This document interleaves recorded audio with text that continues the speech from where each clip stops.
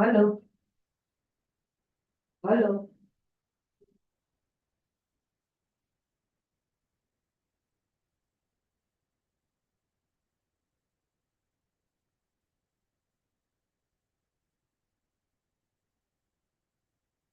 Madam આપણા president હમણાં વેટિંગમાં છે.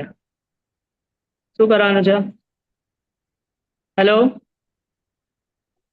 હેલો. હેલો.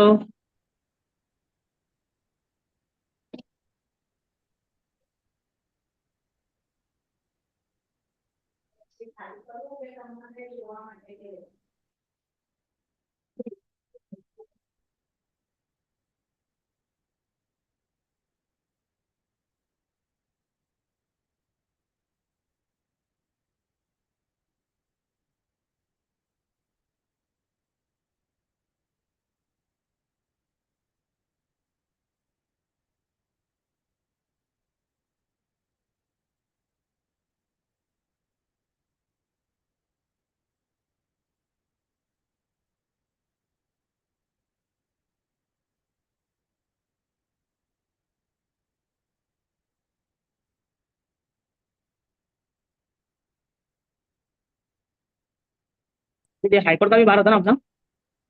हाँ। तो मीटिंग में क्यों रखा है? तो सामने लेके उनका हिरांशी जी की मर्जी. रखा है तो रखा है.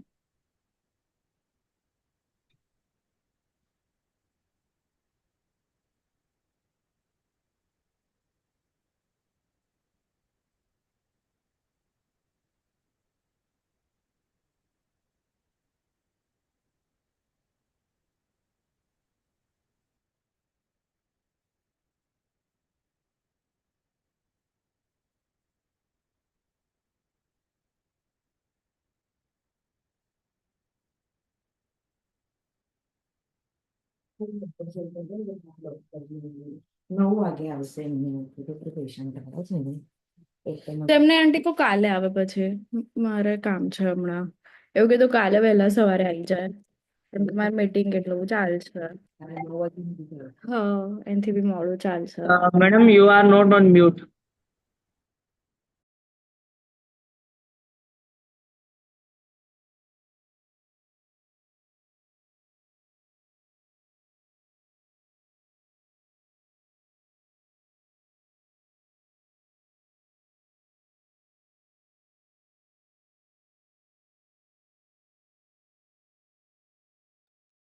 Madam president sir joined us.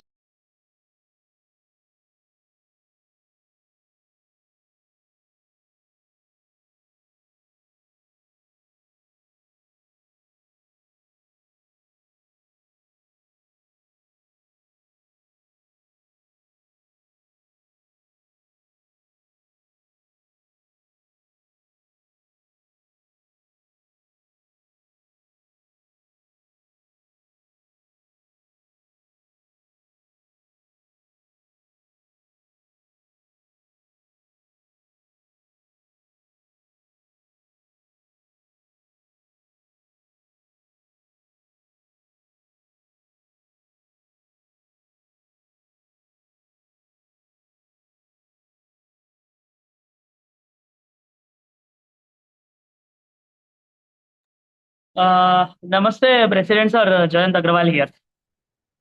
Am I audible to you?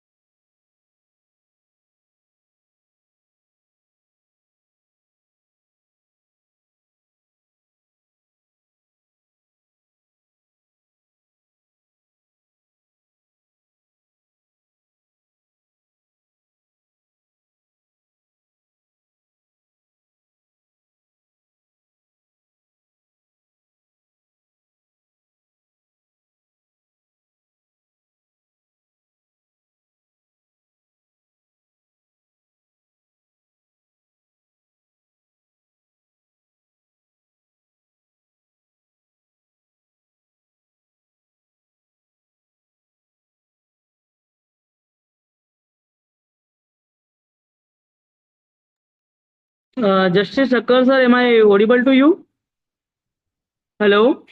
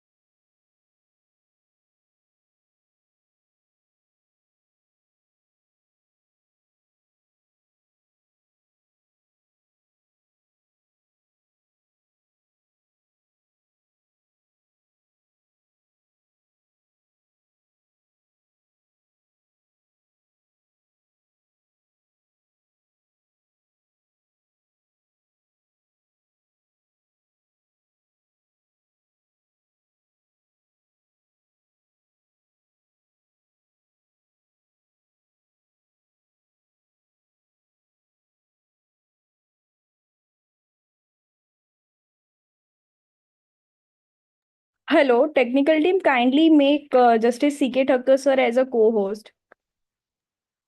Madam, Secretary of High Court Bar Association and President sir both also joined us. Namaste, sir. Hardik sir and Brijesh sir. Namaste, Hardik sir and Vijay sir.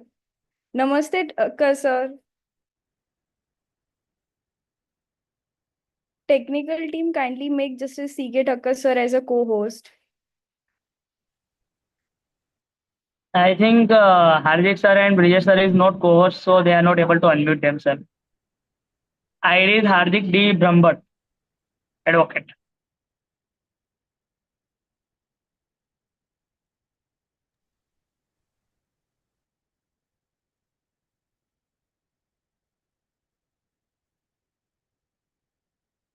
Hello, Iranshi. Namaste, Vijay sir. Sir, are Hello. you able to? Please, yes, I am able to hear, but you will have to unmute Justice C.K. Thakkar and the first speakers, and you will have to permit people to start their video so that at least those who want to start their video can Yes, sir. do it. Please. Can you hear me now? Yes, Yes, sir. sir. We are able to hear you. I Sir, see, I but see. you are not visible. No, but I don't know. Because you will what have is- to, you will Sir, now you are able to do so. Thakkar sir, now you are co-host. Probably now you can. Yes, sir. Correct? Yes, sir. Yes, sir. Visible, sir. So now all are here? Yes, sir. Sir, we'll start in just 1-2 minutes. Okay, no problem, huh? I am here now, huh? Yes, sir. All participants, if you want to start your video, you can also start your video now. If you would like. Namaste, Lordship.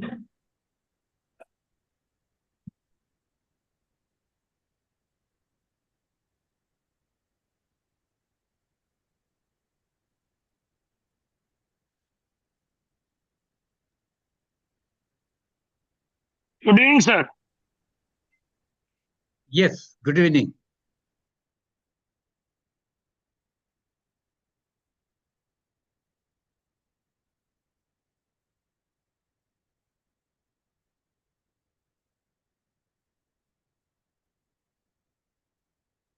So, do we start?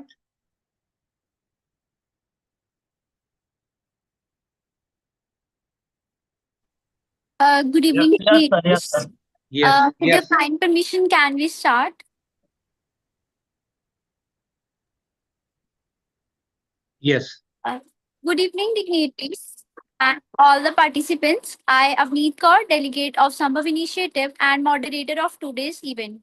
On behalf of Sambhav Initiative, Gujarat High Court Advocate Association and Advocates Care Society, I extend a warm welcome to our dignitaries and participants to the 10 days online National Capacity Building Program for Civil Judges Examination of Gujarat State Judiciary, organized from 18th June to 28th June 2025, jointly organized by Gujarat High Court Advocates Association, which is a voluntary organization formed by Association of Advocates regularly and ordinarily practicing in the Gujarat High Court with a purpose to promote the professional goals, objects, and interest of advocate members in general. It is led by a managing committee which shall have total 15 elected members. And on regular intervals for achieving the objective of the association, it holds legal seminars and study circles to keep the member advocates updated with the current legal developments. And Advocate Care Society, which is registered under the Societies Registration Act 1860. And the main aim of the Advocate Care Society is to manage Advocates Group Society set up with a charitable objective to provide holistic facilities to the advocates and their family members. It is also aimed to complement and strengthen the regional efforts in legal fraternity and also to uplift the lawyers who are in vulnerable condition. It is also focused to prepare and implement schemes for giving assistance to the members as well as family members in distressed circumstances, and Sambhav Initiative, which is a campaign at the pan-India level which is working towards alternative dispute resolution, legal aid service, mental health, and creating legal literacy among different groups of society. The Sambhav Initiative was inaugurated by Justice K.G. Balakrishnan Sir, former Chief Justice of India, and it's currently headed by Patron in Chief Justice C.K. Thakkar Sir, former Judge of Supreme Court of India and Patron of Sambhav Initiative, Justice M.R. Shah Sir, former Judge of Supreme Court of India, and Justice Kurian Joseph, former Judge of Supreme Court of India, and governed by many former judges of various high courts. Today marks the beginning of our program with inauguration ceremony of 10 days online national capacity building program for civil judges examination of Gujarat State Judiciary, which is going to be graced by Patron in Chief of Sambhav Initiative, Honorable Mr. Justice C.K. Thakkar Sir, former Judge of Supreme Court of India, and President of Gujarat High Court Advocates Association, Shri Brijesh J. Trivedi Sir, and Secretary of Gujarat High Court Advocates Association, Shri Hardik Brahmbhatt Sir. I request all the attendees to keep their microphones muted during the session. Now, I would like to invite the founder of Sambhav Initiative, Ms. Hiranshi Shah Ma'am, for briefing about this program and welcome speech. And before inviting her for welcome speech, I would like to introduce Hiranshi Shah Ma'am. Ms. Hiranshi Shah is a remarkable individual with a distinguished career in alternative dispute resolution. She is a member of prestigious organizations like the Chartered Institute of Arbitrators in the United Kingdom and World Mediation Organization in Germany. Ma'am is also a member of esteemed institutions like the Singapore International Arbitration Center, London Court of International Arbitration, and International Council for Commercial Arbitration. In addition to her professional achievements, Ma'am is also known for her expertise as a judge in various international and national area competitions. She has even been honored as the chief guest for Asia's Top 100 Influential Women Award, recognizing her outstanding contributions. Furthermore, Ma'am is appointed as the conciliator of the National Lok Adalat for pre-litigation and pending cases. Now, I would like to invite Ms. Hiranshi Shah Ma'am for welcome speech. Over to you, Ma'am. Thank you, Avneet, for my kind introduction. First of all, good evening to all dignitaries present here. Justice C.K. Thakkar Sir, my own Patron-in-Chief, Shri Brijesh Trivedi Sir, President of Gujarat High Court Advocates Association, and Shri Hardik Brahmbhatt Sir, Secretary of Gujarat High Court Advocates Association, under whose vision and efforts today we are able to, I can say, execute this 10 days online national capacity building program for civil judges examination. So behalf of the all organizing committee, I extend my heartfelt welcome to all dignitaries and also the all participants whosoever join us today in inauguration which ceremony which going to be followed by the day one session of this program. As all of you are aware that this under this program we invited various dignitary from who is like senior advocate of the High Court of Gujarat, and also some dignitaries who are already clear the examination of the Gujarat Judiciary, who are also going to be take a session under this.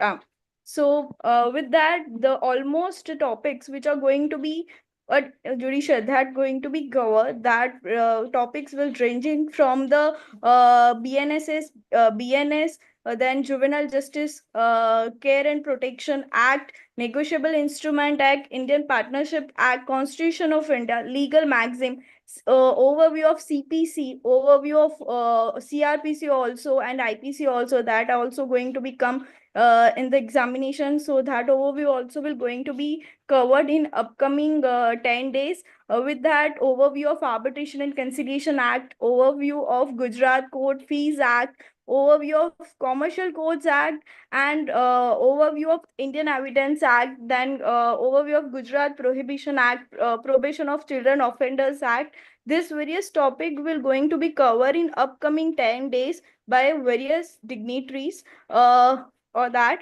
And today we all are gathered here for the inauguration purpose of this program. So thank you everyone to be part of this program and registering yourself as a participant. So thank you everyone. Once again, I welcome you in the 10 days online national capacity building program of civil judges examination of Gujarat State Judiciary, which are going to be start by today itself. Thank you everyone, and once again thank you the dignitaries whosoever join us today, and the main backbone of this program and under whose vision we are able to do so, that is Justice C.K. Thakkar sir, and the President sir, and the Secretary sir of the Gujarat High Court Advocate Association. Thank you, sir. Thank you so much, ma'am.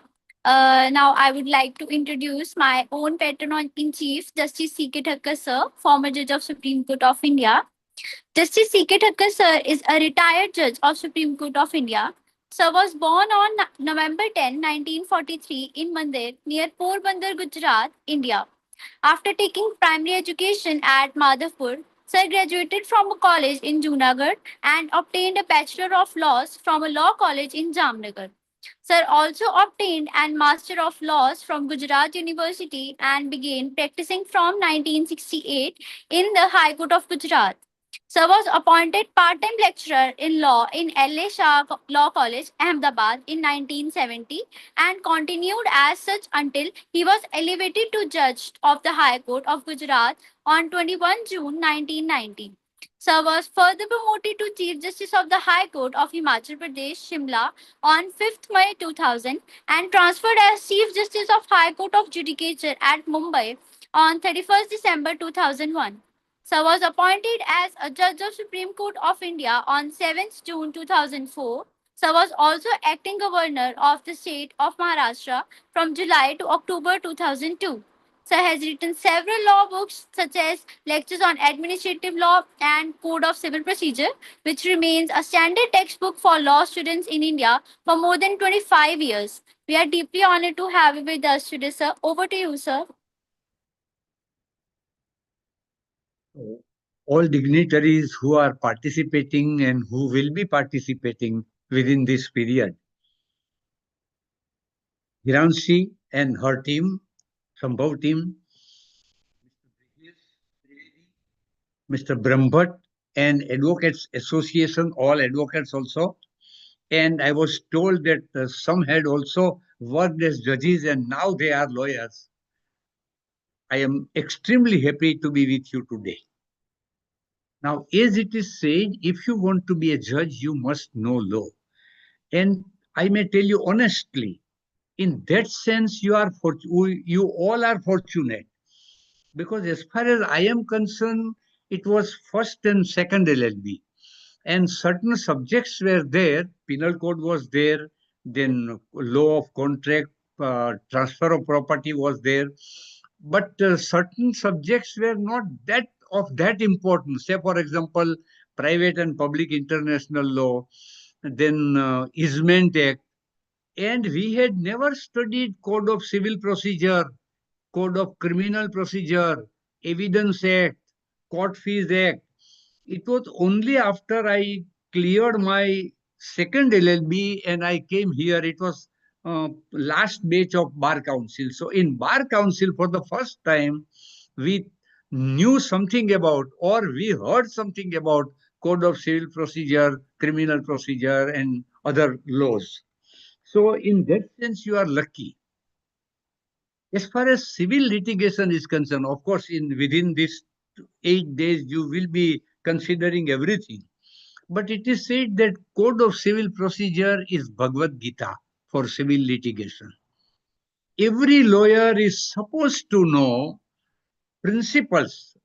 It is very lengthy law, and therefore, and again, we did not know at that point of time that substantive provisions were in sections 1 to 158, and procedural provisions were in orders and say rules. Therefore, we came to know only after we became students of in Bar Council. But now everybody knows it. So keep in mind how, and as Justice Chagla has said, in my book I have also said that the study, you more and more you study, more and more you realize how an admirable piece of legislation it is. See, look at the wide range. It is from jurisdiction of court, what is civil court, what is civil in nature, when suit is barred, when suit is expressly or impliedly barred, and then the different types of jurisdiction, pecuniary jurisdiction, territorial jurisdiction, jurisdiction as to subject matter, everything. Then pleadings, it really gives a complete idea as to how you can say draft your plaint.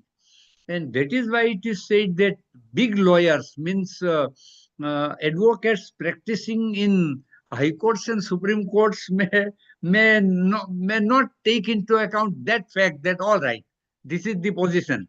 But as far as civil lawyers, and if you will become a judge, obviously at the grassroots level, then you will have to bear in mind that these are the very principles. Say, for example, whether the nature of suit, it is civil in nature. If it is civil in nature, then it is barred either expressly or impliedly. There are several judgments also, several principles also you will have to bear in mind. Then how plaint is to be drafted. Then once the plaint is drafted and suit is registered, suit is filed and it is registered with the court, summons will be issued, how summons will be issued, whether it is issued properly or not. Then when the summons is served, the other side will appear and file written statement. In written statement, what is to be done, what is not to be done, what defenses are taken. When a denial is to be put, how it is put, all those principles you will have to bear in mind.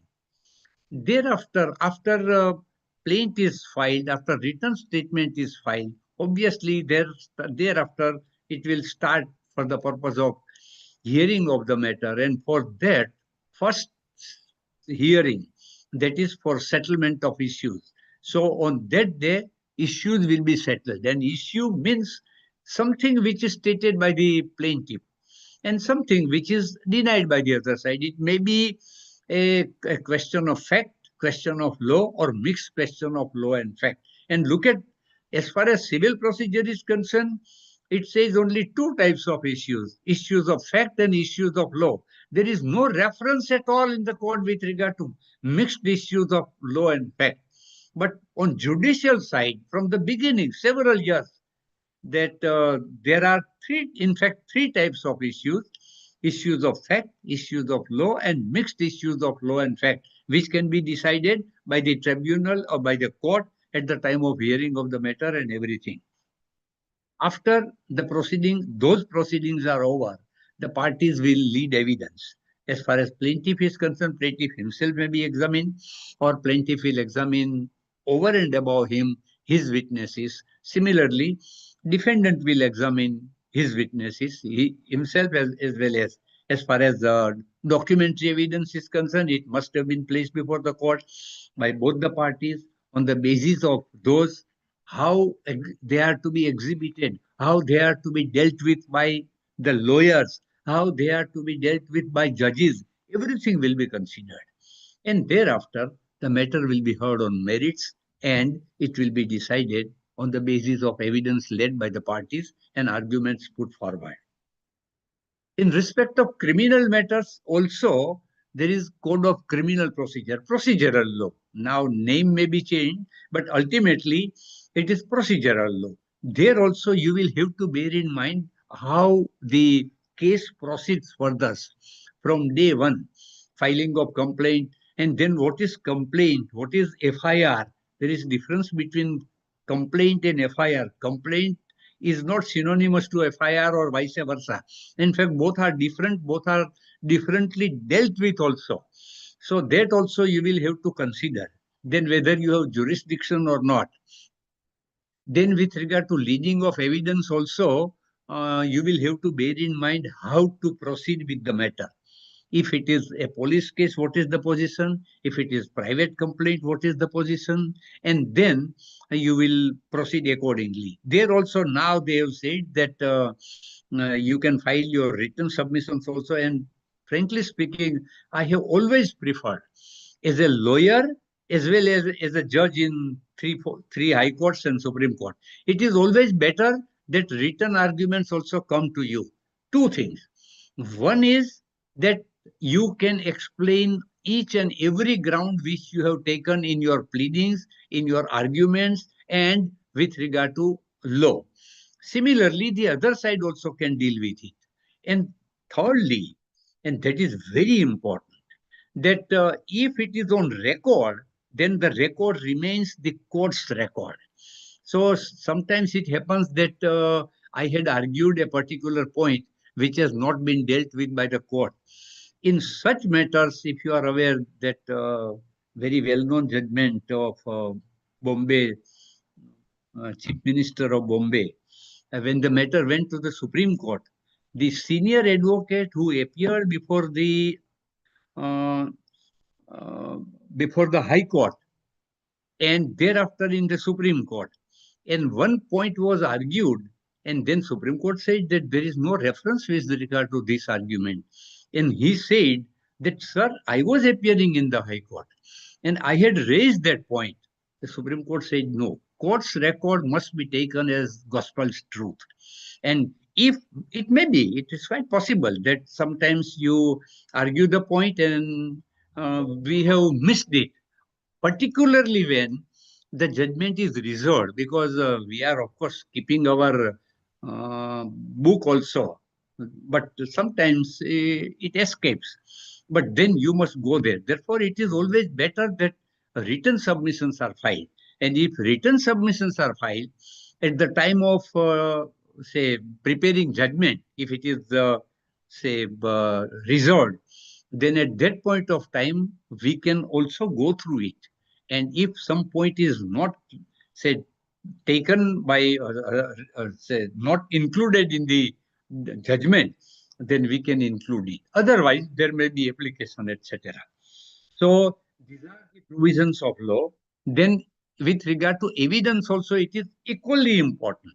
And it is said that as far as evidence is concerned, as civil and criminal, two sides. So if civil lawyer is there or judge exercising civil jurisdiction is mainly concerned with civil procedure. If criminal matters, the judge or advocate is mainly concerned with administration of criminal justice and criminal procedure code. But as far as evidence is concerned, evidence is applicable to both civil as well as criminal. So you will have to study these provisions of law. I am also happy to know that you have also taken into account and you will be discussing on some substantive laws, such as Contract Act. Again, an admirable piece of legislation. I am very much impressed by at least Contract Act. So, Contract Act, you will be dealing with it. Then Transfer of Property, Specific Relief Act, and other acts also. So, wish you best of luck and try your level best. But get an opportunity to exploit as much as you can by, say, hearing all the participants, and whatever you want to say or whatever you want to know, you put down, note down, so that you can, even there after the function is over or after, can, can exercise that power. Thank you very much.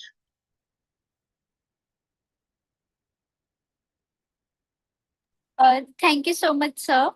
Now it is my privilege to introduce our esteemed dignitary, Shri Brijesh J. Trivedi, sir.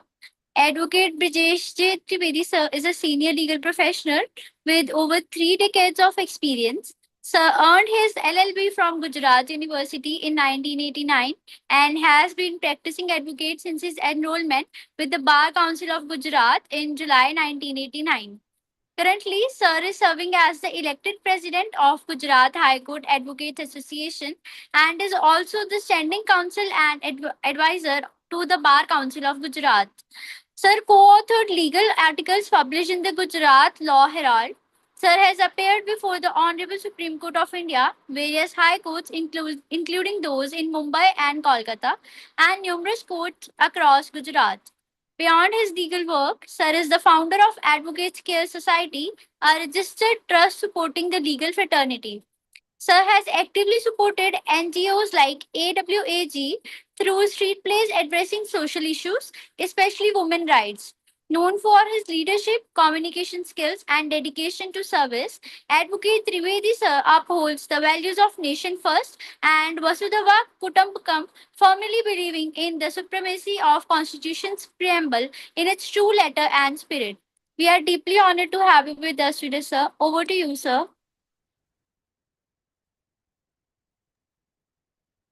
Good evening, sir. I am privileged to be part of the this initiative, very good initiative, and more happy that my own professor and I was privileged to share the table in the old library of Gujarat High Court with Justice Thakkar. I used to keep his seat before lunch. Sir has virtually covered all the important laws which you are going to get some in-depth information from experts who are going to speak in the next 10 days. The basic thing, he and my father used to go and attend Lok Adalats also in their advocacy days.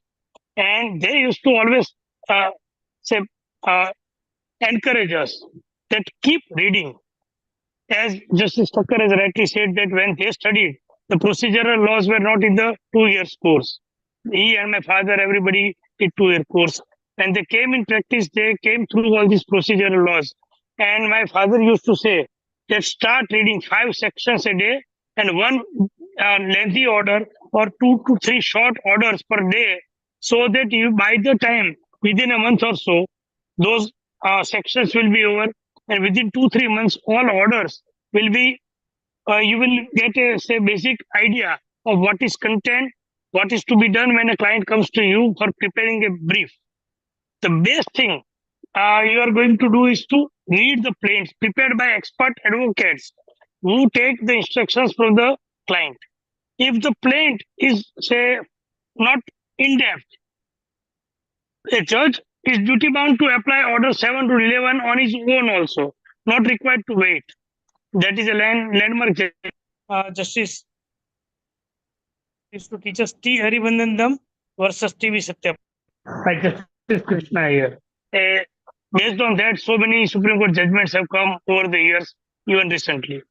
So the thing is that when you become a judge, you need to have a judicial temperament. You will have to be patient. You will have to hear the matter, prepare it earlier in the evening. When you get the labai, you have to ask a question to yourself that what the plaintiff wants and whether he has in detail say drafted the plaint in a proper manner, because the first emphasis Justice Thakkar said was the drafting.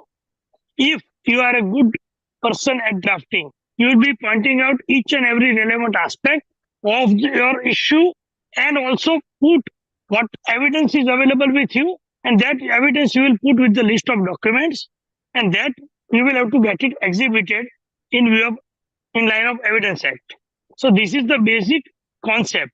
Then once the defendant appears and files written statement, the issues will be framed as rightly pointed out, because those issues, unless it is raised, the judge cannot think if it is not written either in the plaint or in the written statement. So that is one aspect. In criminal law, the judge has to be more cautious, because everything in civil law is depending upon preponderance of probability, and you have to prove everything by affidavit and evidence oral as well as written. While in the criminal law, you will have to see to it that everything is proved beyond reasonable doubt. Fortunately, our law is based on a sound system, and a common person with common mental setup will be able to understand all laws normally, because whatever a common person thinks that this is right, usually the law is on that side. So, study hard, work hard, don't lose your temper, even if people will use many kind of tactics at certain places. So you will have to take care of those cantankerous advocates who may try to disturb you by making applications, this and that. Avoid that. Don't enter into any kind of controversies. Keep your cool, work hard, study. If you don't get what the advocate wants to convey, give a date, short date, and study the subject, what he wants to convey. Read at least 3 to 4, 5 judgments, as my father used to say, and by the end of a year, you will be aware about more than 1500 judgments if you read 300 days. And within 10 years, you will be aware about outlines of about 15,000 judgments in the background of your mind. That will give you a very good knowledge and grasp. Justice Thakkar, when he shifted to Ahmedabad, he used to say that my study is law books and Gujrat Samachar. I started grasping the heart by translating things. So from a very basic thing, Justice Thakkar has now written some of the books which can be said to be all-time great books so far as legal profession is concerned. His book on administrative law, CPCR, are a piece of art. Please read those books. Please read law judgments. Keep yourself updated. Go through the law in minute detail. Try and understand what the law wants to say and what the person who comes to you with a plea, either by way of complaint in criminal law or by way of a plaint in civil law, what he wants, whether his evidence is proper or not, and what the defendant or the accused says in his WS, or if he comes and chooses to come in box in criminal matter, usually he is not come to defend by way of entering the box. If the other side fails to prove anything against him beyond reasonable doubt, he would not even bother to enter himself in the witness box. But sometimes situations may arise in cases like 138 and other things that they have to come in the box also. So work hard, don't lose your cool as a judge, be very polite and cooperative with, hear everybody patiently, not beyond a certain limit, but hear them. A litigant should not feel that he is thrown out unheard. These qualities will make you good judges. And Justice Krishna here, when he came at the small cause court in City Civil Court compound in Ahmedabad, I was fortunate to attend that lecture, and he said that if our trial court judges work hard and efficiently and they have common sense, the work of the higher judiciary will reduce very much. If the sound judgment is there based on facts and law, rightly applied, everybody did not know each and every judgment. A judge is not expected. Justice Thakkar will certainly used to tell us, and my father also, that it is not necessary to know and by heart all the judgments. People will quote, advocates will quote. But once you, now because of this advanced technology, you can ask Google, you can go through the latest judgments which come a day earlier, and you will be updated. So keep yourself updated, work hard, work with smiling face. Don't get perturbed by cantankerous advocates who have the nagging habit of filing complaints when something goes against them. Avoid them with smiling face and keep your work hard, and you will become great judges. And if you fail one time, it is not the end of the road.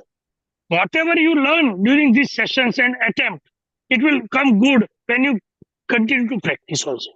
So don't lose your heart if somebody is not chosen. It is a difficult task. Becoming a high court judge from being a lawyer is much easier. Justice Thakkar would certainly say it is much easier to become a high court judge than give these exams and pass it through the oral interview. As well, work hard. Wish you all the best. Great success. Thank you so much, sir. Now, I would like to take the honor to introduce our esteemed dignitary, Hardik Brahmbhatt, sir. Sir is a seasoned advocate at the Gujarat High Court since 2004 and brings over 2 decades of focused expertise in criminal law, writ petitions, civil disputes, and public interest litigations. Renowned for his ethical and effective legal solutions, Sir has represented a diverse clientele from individuals to corporate entities with unwavering commitment. Beyond the courtroom, his influence extends into legal policy and advocacy, having been elected multiple times as an office bearer of Gujarat High Court Advocates Association, where Sir actively contributes to the advancement of legal profession and client rights. And also, Sir is secretary at Gujarat High Court Advocates Association. We are deeply honored to have you with us today, sir. Over to you, sir.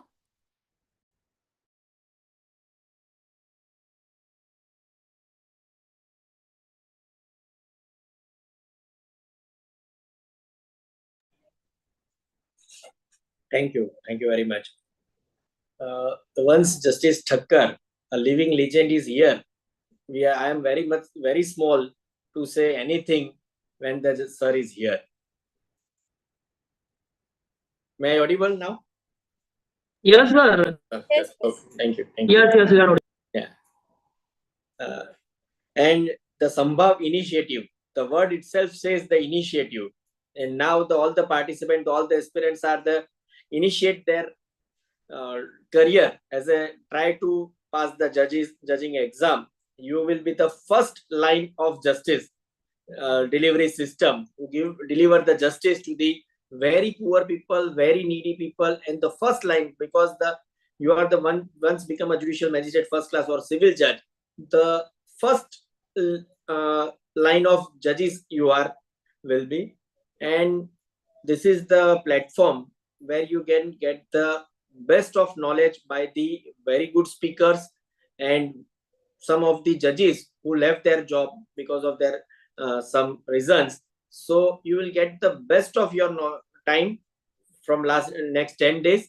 And the patron, Justice C.K. Thakkar, whose blessings are always with all of us. So all the best, and take whatever you may get from this 10 days program and read as much you can. And lastly, I say only 2 lines from Javed Akhtar.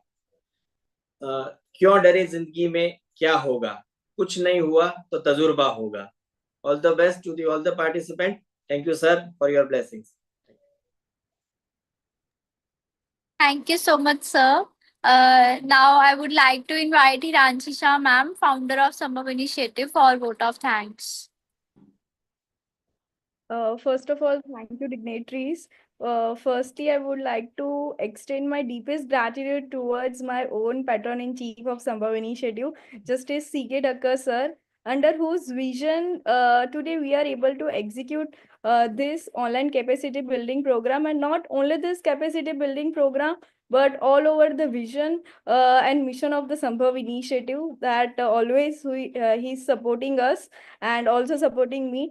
Also, I would like to extend my deepest gratitude to the Gujarat High Court Bar Advocate Association, under with their support and their efforts and also their vision to enhance the skills of the advocates, and all specifically for the judicial aspirants who are going to give civil judges examination for the Gujarat Judiciary this time. So thank you, thank you, Brijesh Trivedi sir, President of Gujarat High Court Advocates Association, and special thanks to the Hardik Brahmbhatt sir, the Secretary of the Gujarat High Court Advocate Association. With all your support, today we are able to have this program with your support also. So thank you so much, sir, and also the all dignitaries whosoever join us today, and all the advocates for joining in this inauguration ceremony.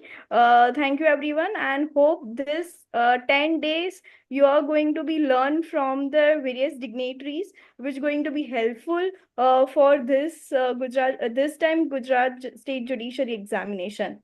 Thank you everyone. And lastly, I just would like to say, be there in the same meeting only. We'll start with the day one session of this capacity building program, which are going to be taken by Shri Monak Pandya sir.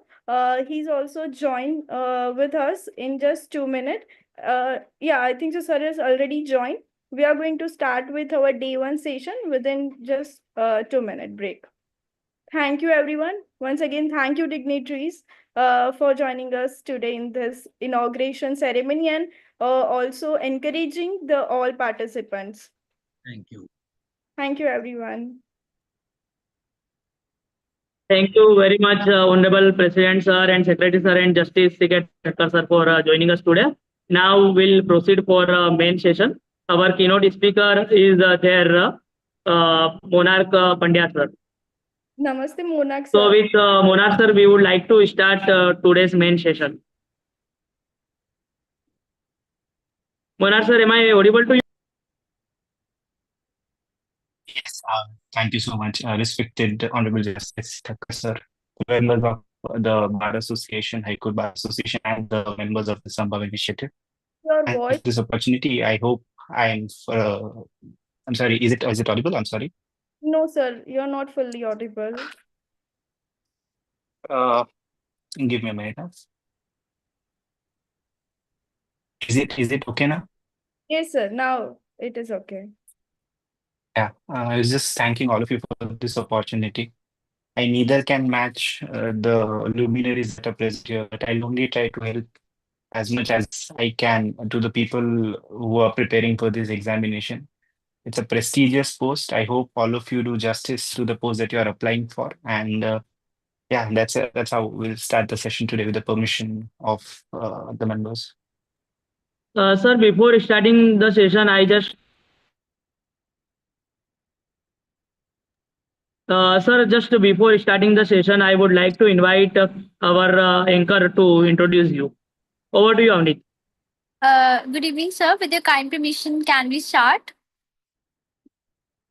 Absolutely, please. Good evening to everyone present here. I, Avneet Kaur, delegate of Sambhav Initiative and moderator of this event.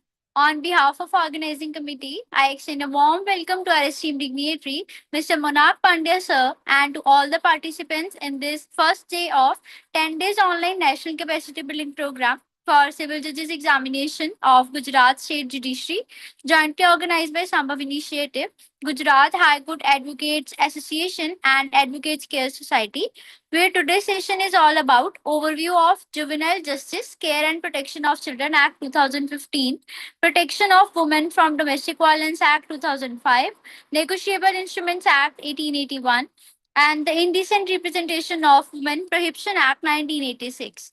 Before we start the session, please adhere to some webinar etiquettes. I request all the attendees to keep their microphones muted during the session.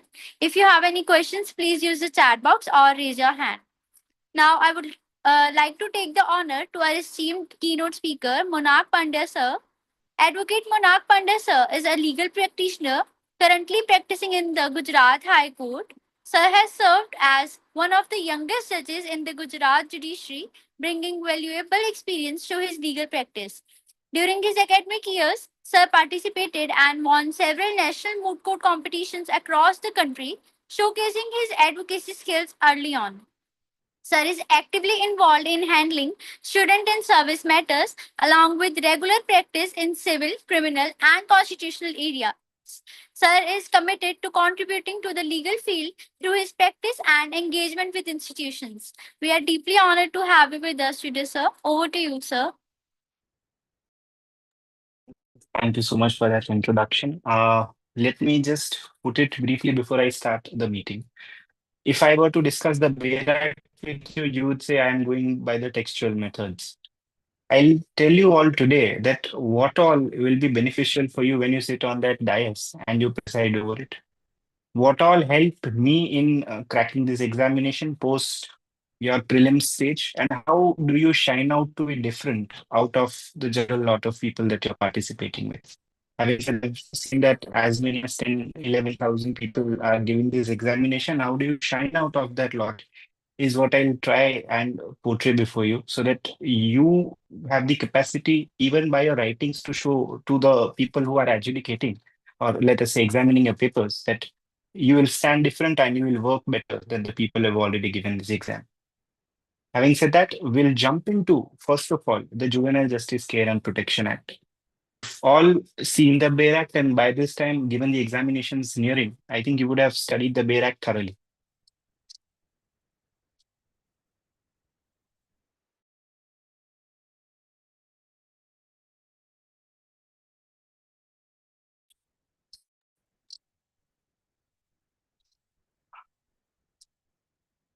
Sorry, there's some issue with my internet. Am I audible now? Yes, sir, you are audible.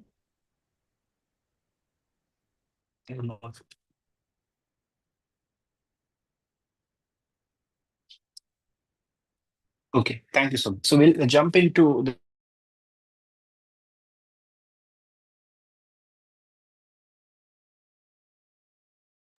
Sir, you are not audible. Now you are not audible. Sir, can you rejoin again? Uh, Participant kindly be there in the meeting. I think so. Sir left due to some network issue. He is joining in I'm next here. to. I'm here. I'm sorry. I had some issue with my internet. There's because I'm sorry. In any case, I think all of you have your Bayer Act around.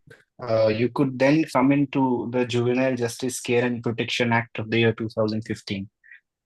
Before we start the legislation, two things that we should mark out in legislation is the date on which it is enforced. It's in the picture on the 15th of January in the year 2016. According to India's international obligation in accordance with the Hague Convention of 1993. If one were to name that convention, you can find that in the objectives clause of as well. But then it's the United Nations Convention on Rights of Child and the Standard Minimum Rules of Administration of Juvenile Justice of the year 1985 that you've enacted this legislation. Now, why do I say that you have to follow an international covenant that gives you something that the Constitution, as a constitutional principle that you must follow, ranging from Article 245 onwards, that you will read? Yet, why this particular law? Given that we had an incident in Delhi, given that one of the accused persons was there of the age of the year 16 or 17 in that incident, and given the nature of the heinous nature of the crime, you had to then bring in a solution in the earlier legislation which had a stricter limit of 18 years. You have now an age of adolescence from the year 16 to 18, from which you have to judge a mental state of a person, and this is exactly what this law brings in. Covered with this is another issue of adoption.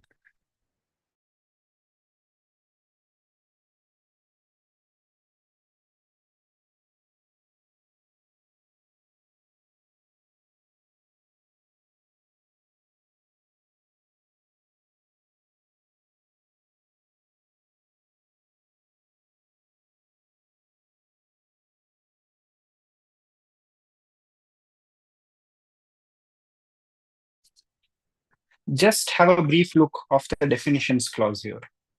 You will see a very good definition of what is called as an aftercare. So from the years of 18 to 21, you have a beautiful clause as to how a person who needs certain care and protection has also been defined under this act from the age of 18 to 21. That's the first thing that I would notice about this act. You then come to the definition of a child, which means below the age of 18 years, as we have generally seen throughout the legislations. Clause 13 gives you a definition of a child in conflict with the law. And that is where the law seems to derive a distinction. An accused of an offense in any other case, you call him as an accused or someone who's a guilty culprit or something of that particular offense. But when it comes to a child, you call him to be a child in conflict with the law. Therefore, this definition will mark the importance in terms of your examination purpose.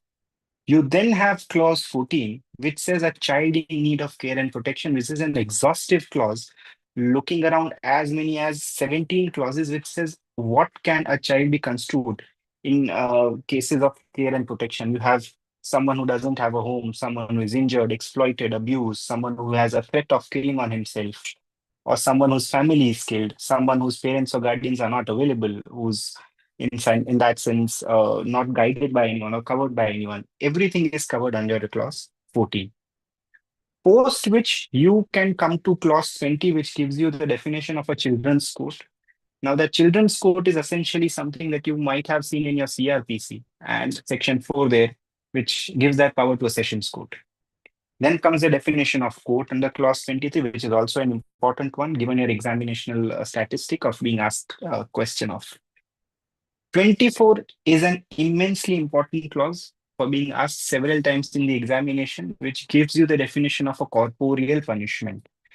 I'll take a minute to read that definition for you.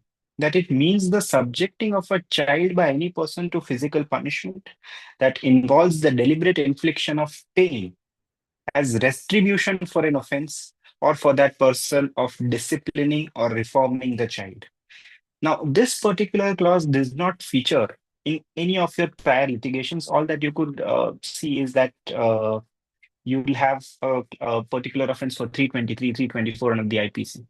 But given a specific case of a child who has been beaten badly, you did not have any sense of a punishment.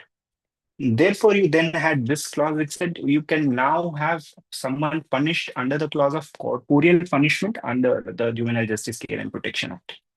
So these are some sets of the important definitions that you have here. You can now skip a few definitions and come to clause 33, which defines your heinous offenses. And as the clause really says, 7 years or more, that will count as a heinous offense.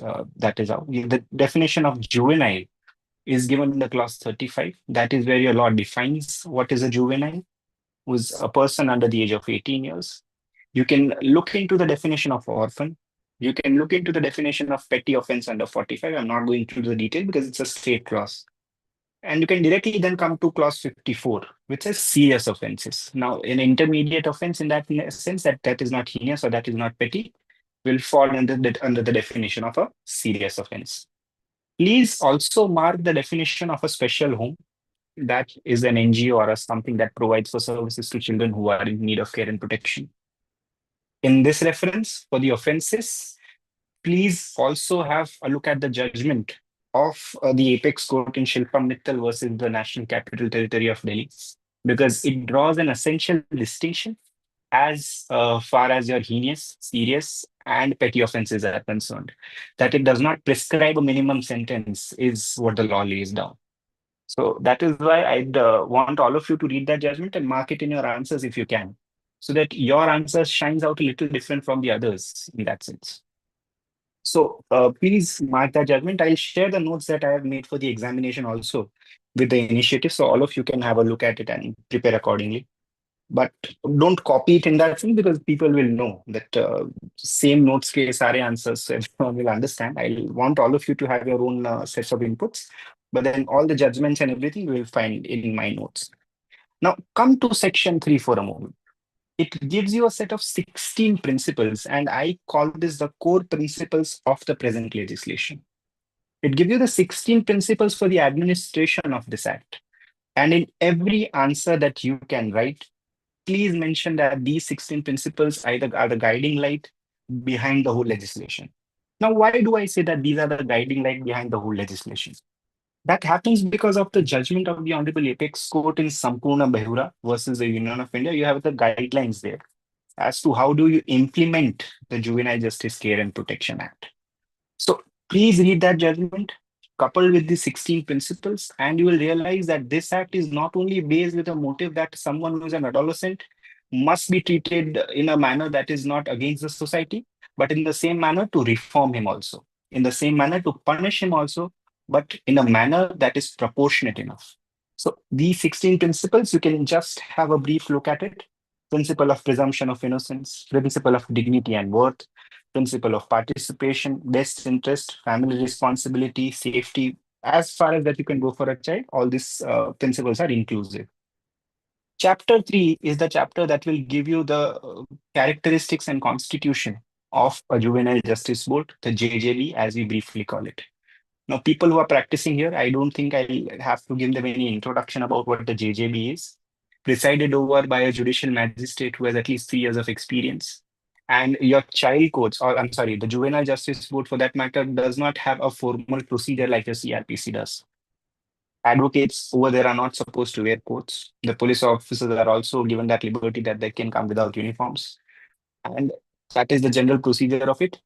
Apart from it, you don't have only a judge sitting in that bench. You have 2 social workers, one of whom is essentially a lady, is what the act prescribes, and they need a 7-year experience over that social work criteria, which gives you an inclusive panel which can adjudicate or adjudge upon how has a person or how has a child committed an offense and how lightly or how heinous is the nature of that particular offense. That is why you have a board which will judge that particular case, not a single magistrate. You come to clause 4, it says certain persons are disqualified. So clause 4, if you want to briefly write it in your BARAC, it calls about a disqualification clause as to who cannot be a member. Now, section 5, just have a brief look at it. Placement of person who ceased to be a child during any process. Now, as the people practicing must know that if I were a child when I committed an offense, and during the stage of the proceedings, I grow out to be an adult, for that particular offense that I have committed during my phase of my childhood or my adolescence, I will not be transferred to any court after me attaining adulthood or that me attaining majority. I will necessarily be dealt with by the Juvenile Justice Board, even if I've crossed that age criterion. So section 5 is important for that little perspective. Come to section 7, you have the procedure in relation to the board. Individual member, absence of any member will not cause any impairment to the powers of the board, and the judge can alone also, or the magistrate can alone feature in that board and continue his work. You have section 8, I'll not deal with them in greater detail, but for you to have a brief idea of what things are, it's, I think, enough generally to point out. You can then have a general look at section 9, which says a person or a magistrate who is not empowered, how is he supposed to deal with a person? The general procedure is that he'll have to send it to the nearest juvenile justice board where a magistrate is presiding, and then that person will look into what is to be done with that child. Mark my words, and please note it down in your books if you can. In no case can a juvenile be sent to a jail. Second, in no case would you ever be in a position to call a detention center for that matter for juveniles as a jail. You will have to necessarily send them to an observation center or an observation facility that has been built in that area. These facilities can be in any form, but then they will be preserving the child for the near future that he cannot be left out for the general public at large. So you will never send them over to a jail.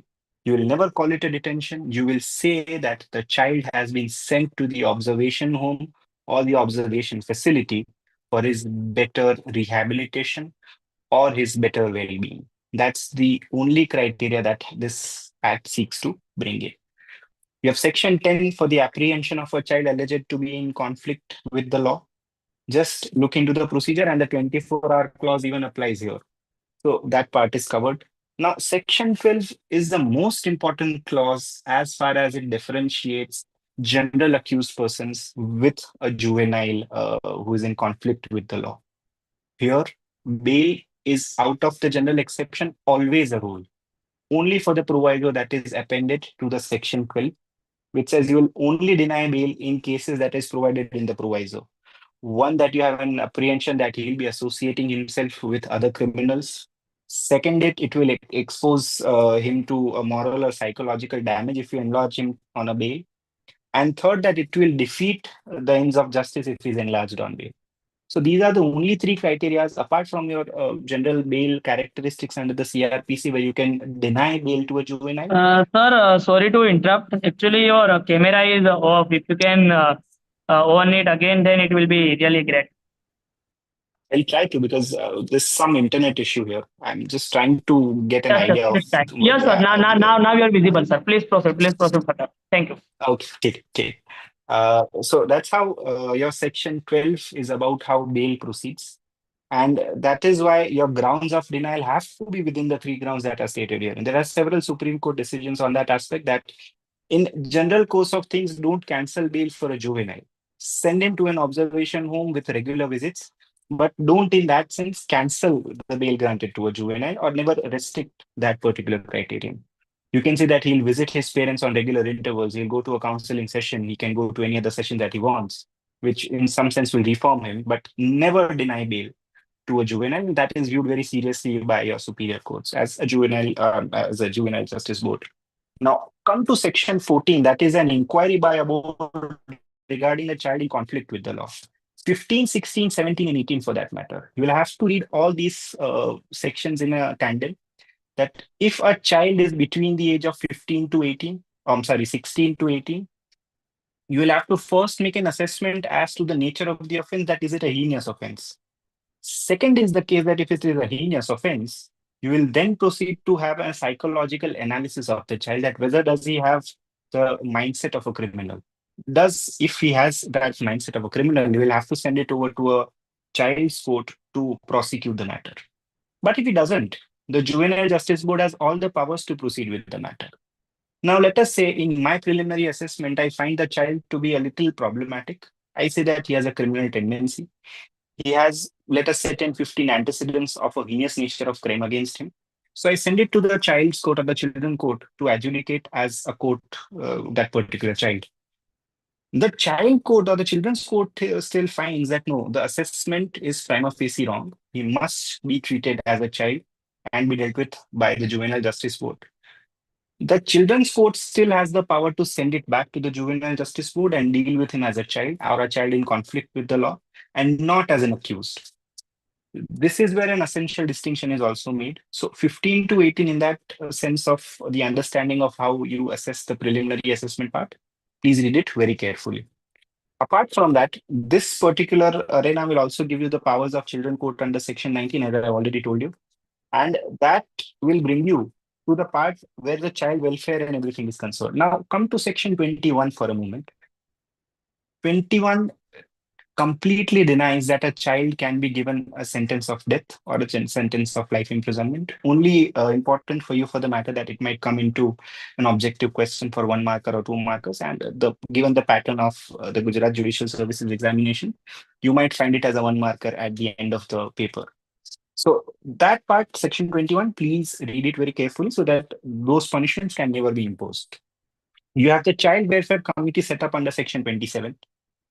That is a committee which will deal with not a child who is an accused, but as we saw under section 2 subclause 14, a child who needs care and protection. So for that matter, you have a CWC set up. There is a social workers panel that is always there, and it works in tandem with the court. In that sense, it is not as good as the JJB, but then it works in tandem with the court is what the act says. So 27, just mark it for a brief purpose. 28 is the procedure of the committee. You can straight away now come to chapter 6. 32 is where the lawmakers wanted to make a difference. We've seen thousands of children today going around streets without any parents saying that we are beggars. And I dare use that term because this is what they identify themselves as. But that is essentially not the case. They said that in 31 or 32, you have the procedure that if you have a child who says that I don't have a parent or a guardian, the child can be taken care of by any other social institution or an NGO under Section 32. So 32 is where the lawmakers wanted to make a difference as compared to the earlier act. Please mark 32 for that limited purpose. You can come to Section 38, that is the procedure for adoption, and then come to Section 56. 56 is the section in this law which makes adoption of a child in need of care and protection valid and provides the procedures thereafter. 56 talks about adoption first and then gives the procedure in the later sections, is what the general frame of things is. 63 again, you will find that what is the effect of adoption. Now, it is in some sense what even Sir highlighted, it is a deeming fiction that he is not a certain person, but then law confers that identity on him, taking him to the effect that he is not a child who was anyway an orphan or any other person. You can give him that effect of adoption under section 63. Okay, now you can read the offenses part, which is ranging from section 74 onwards. 74 onwards, you have prohibition on disclosure of identity of a child, which has an essential punishment of 6 months and 2 lakh rupees. Now, pausing here for a moment, I'll tell you all that penalty clauses for every criminal legislation that you read today must be read in absolute perfect terms. Because in the examination that I cleared, we had several questions that objective questions that made that what is the punishment between X legislation and the Y legislation. So if you even make a distinction of a fine or imprisonment clause, you're missing out on 1 mark and additionally gaining a negative mark. So punishment clause for each of the legislation that we'll deal with today or tomorrow or for the time being that you will be studying, please make sure that every punishment clause is read in the greatest of details. So here I have a punishment of 6 months and 2 lakh rupees or both. In 75 is you have the punishment for cruelty to a child, which is 3 years with fine of rupees 1 lakh or with both. Now there's a further penalty that if it is by a person employed by or managing an organization entrusted with the child care, you have a penalty of 5 or imprisonment for that matter of 5 years and fine of rupees 5 lakhs. So that also now the next proviso here is giving you some sense of a higher pedestal of punishment, which is 10 years. Now, if the child develops physical incapacity out of that capital or corporeal punishment that you inflicted that we saw under 2 subclause 74, then in that case, your penalty can go up to 10 years and a fine of rupees 5 lakh rupees. So that part, please make sure that you have read well. The provisos that have an incremental punishment or an enhanced punishment for that matter. 76 is the punishment for child begging, 7 years, 5 lakh rupees, general in nature, can be enhanced to 10 years. 77 is penalty for giving intoxicating liquor or narcotic drug or psychotropic substance to a child. 7 years, fine and 1 lakh rupees. 78 for that matter is using a child for vending, peddling, carrying, supplying or smuggling an intoxicating liquor, narcotic drug or a psychotropic substance. In some sense, we've, in my limited judicial career, we call it as the carrier clause. If it is a carrier clause, we generally let go of the child, but we do not, by any sense of the term, give any benefit to the person who is found to be utilizing the child for that matter. So 77, please don't inflict anything on the child, but for that matter, never let go of the person who uses them as a carrier. Exploitation of a child employee, 5 years, general punishment. I don't think I need to go any further into this. You have 82 that you want to come up at this stage. I'll read 82 for a moment so that you understand the contours of that particular section. Clause 1, if any person in charge of or employed in a childcare institution who subjects a child to corporeal punishment with the aim of disciplining the child shall be liable on first conviction to a fine of 10,000 rupees, and for every subsequent offense shall be liable for imprisonment which may extend to 3 months or fine or both. At this juncture, you would want to remind yourself of a particular case that went on in the district of Gandhinagar, dealing with a certain so-called saint, and I still not comment upon it because the matter is yet sub judice. In my limited understanding, I hope and I feel that 82 must have been the method of punishment on that particular accused, but in some sense, it may or may never come up. I'm yet not sure about the later characteristics of it. But then 82 should have been utilized in that particular case. Come to clause 2. If a person employed in an institution referred to in subclause 1 is convicted for an offense under that subsection, such person shall be liable for dismissal from service and shall also be debarred from working directly with the children thereafter. In case where any corporeal punishment is reported in an institution referred to in subclause 1, the management of such institution does not cooperate with any inquiry or comply with the orders of the committee or the board or court for the state government, the person in charge of the management of the institution shall be liable for punishment with imprisonment for a term not less than 3 years. So clause 3, you can, if you have your notes around you or your Bear Act with you, you can write down as it is a vicarious liability clause, that even the management can be made liable for the offenses committed. And again, you have the same clause: if the director or the manager shows that he was not in charge of the affairs, you can discharge or acquit him as the case may be, but then primarily you will have to implicate them under 82 subclause 3. Militant groups is 83. Kidnapping or abduction in 84 is same like your IPC, so I need not go into the details of it.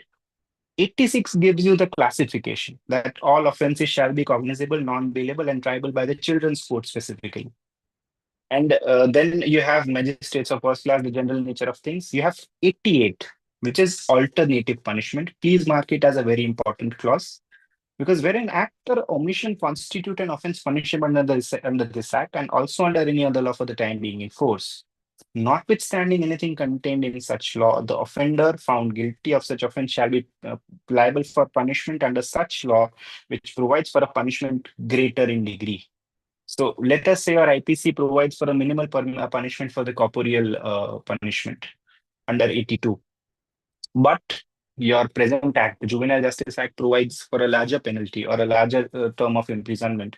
Then in that case, you will have to utilize the present act. So for that matter, 88 has to be marked as very important. You now want to come up to section 94. 94 is the basis on which your preliminary assessment is conducted. I asked myself this question whenever I was to conduct a preliminary assessment, that would it be fair that I were to only rely on a few documents to determine the age of the child? Would it be fair to say that no, he's not a child based on relying on a certain document which is yet not verified in the due course of a trial? So if a prima facie evidence is found before me that he is a child, you will always presume him to be a child unless the contrary is proved. So that proved gives you a higher sense of responsibility. That proved also gives you a higher sense of onus that is required from the other side to show that no, he's not a juvenile when he's committed this offense. You have the documents for reference one after the other, stating that you will give preference to this document over the other. Please come to 94. We'll read it together for you to understand. I'll give you a very good decision of the Honorable Apex Court in this regard as to how do you determine the validity under section 94 or the presumption as to age under section 94. Come to clause 1, where it is obvious to the committee or the board based on the appearance of the person brought before it under any of the provisions of this act, other than the purpose of giving evidence that the said person is a child, the committee or the board shall records the observation stating the age of the child as nearly as may be and proceed with the inquiry under section 14 or section 36 as the case may be, without waiting for further confirmation of age. So a preliminary observation can give you that right. Suppose by the preliminary appearance or preliminary observation, you cannot still determine whether he is a child or not. Come to the second clause. In case the committee or the board has reasonable grounds for doubt regarding whether a person brought before it is a child or not, the committee or the board, as the case may be, shall undertake the process of age determination by seeking evidence by obtaining what? The first thing is a birth certificate from the school. The second is birth certificate of the corporation. And in absence of 1 and 2, can you only proceed for an ossification test? Now, what is an ossification test, if any of you were to ask? It is basically a test by your bones and your body structure to identify as to what is your age by general age of your bones and the body muscles and all of that. Now, that cannot always be said to be very accurate in terms of its scientific value. There are several judgments to that effect that ossification test can never be conclusive to determine the age of, let us say, a victim in POCSO case also, a prosecutrix in any other case for that matter, or an accused in the present case, or in the case of the Juvenile Justice Act, I'm sorry, a child in conflict with the law for that matter in the present case. You have therefore the judgment of the Supreme Court in Sanjeev Kumar Gupta versus the state of UP, which says that matriculation certificates can also be utilized, but it will not have a greater value as compared to your birth certificate that is obtained from the corporation or from the school. That is the best sense of evidence in that term. You also have Rishipal Solanki versus the state of UP, which gives you the guidelines based on which you can finally have an ossification test. Now, that particular case was dealing with the fact that the court wanted to have a confirmation out of that ossification test that whether this child is actually a child in conflict with the law or an adult. The Supreme Court said that no, that's not the principle that you go by. Clause 1 has told you that if by appearance he is a child, you will deal with him as a child. You cannot use ossification test as a confirmative mechanism so that you can say that, okay, he's actually a minor. Prima facie, if you find that there's a reason that he is to be dealt with under the JJB, you will deal with him under the JJB. Don't send it further. Therefore, the guidelines in Rishipal Solanki are conclusive for that matter. Please read that judgment. It's a beautiful judgment giving you the guidelines based on which the prima facie determination is brought about in case of the Juvenile Justice Act. So that is your section 94 and 95. The 95 deals with the general transfer. You have 101 for appeals. 30-day period of appeals, general in nature, to the district magistrate. 102 provides for a revision. As a CRPC says, the revision in this case only comes to the High Court. So please see that 101 and 102 are differentiated. 101 is about appeals, 102 is about revisions. So in that sense of the term, I think this is all that you will need for the Juvenile Justice Care and Protection Act. I don't take the responsibility that there will be nothing further. But as far as your examination goes, this will make a difference in terms of what you read and what you don't read in a larger legislation. If that part is done, we'll then come to the Negotiable Instruments Act, which is going to be the major chunk of litigation that you will face when you embark on that journey to be a civil judge. In the course of things that I have seen during my practice years or during the judicial tenure, you see that there will be several cases where checks will be given for that matter for security, for that matter under the moneylenders rules, and people will be claiming several types of defenses in a claim for Negotiable Instruments Act. We have had a couple of cases where I have acquitted people, but in most of the cases, you go by the presumption that is there under the statute. I'll not go around under section 138, 118, and 139 over and over again so that you can read it. You have Rohit Jivanal, which adequately explains the whole situation. But one judgment that all of you should read to make a difference for yourself is the reference judgment of the Supreme Court in the year 2021. Now, that judgment specifically talks about the procedure that is to be adopted by a trial court when it deals with negotiable instrument cases. The Supreme Court uses the word alacrity, that there must be a certain sense of urgency when you are trying a case under the Negotiable Instruments Act, because in that sense of urgency is an underlying sense of recovery of money. So that is the first principle. Second, I don't know if all of you are aware of the judgment of the Supreme Court in Adalat Prasad, which says that a magistrate can never recall the orders that are passed by him. That principle is affirmed by the Supreme Court in the reference to expeditious trial of negotiable cases in the year 2021. The Supreme Court says, once I have issued process against an accused, there's no formulation or there's no method of discharging that accused. There's no method that you can stop the proceedings of that case under 258 CRPC.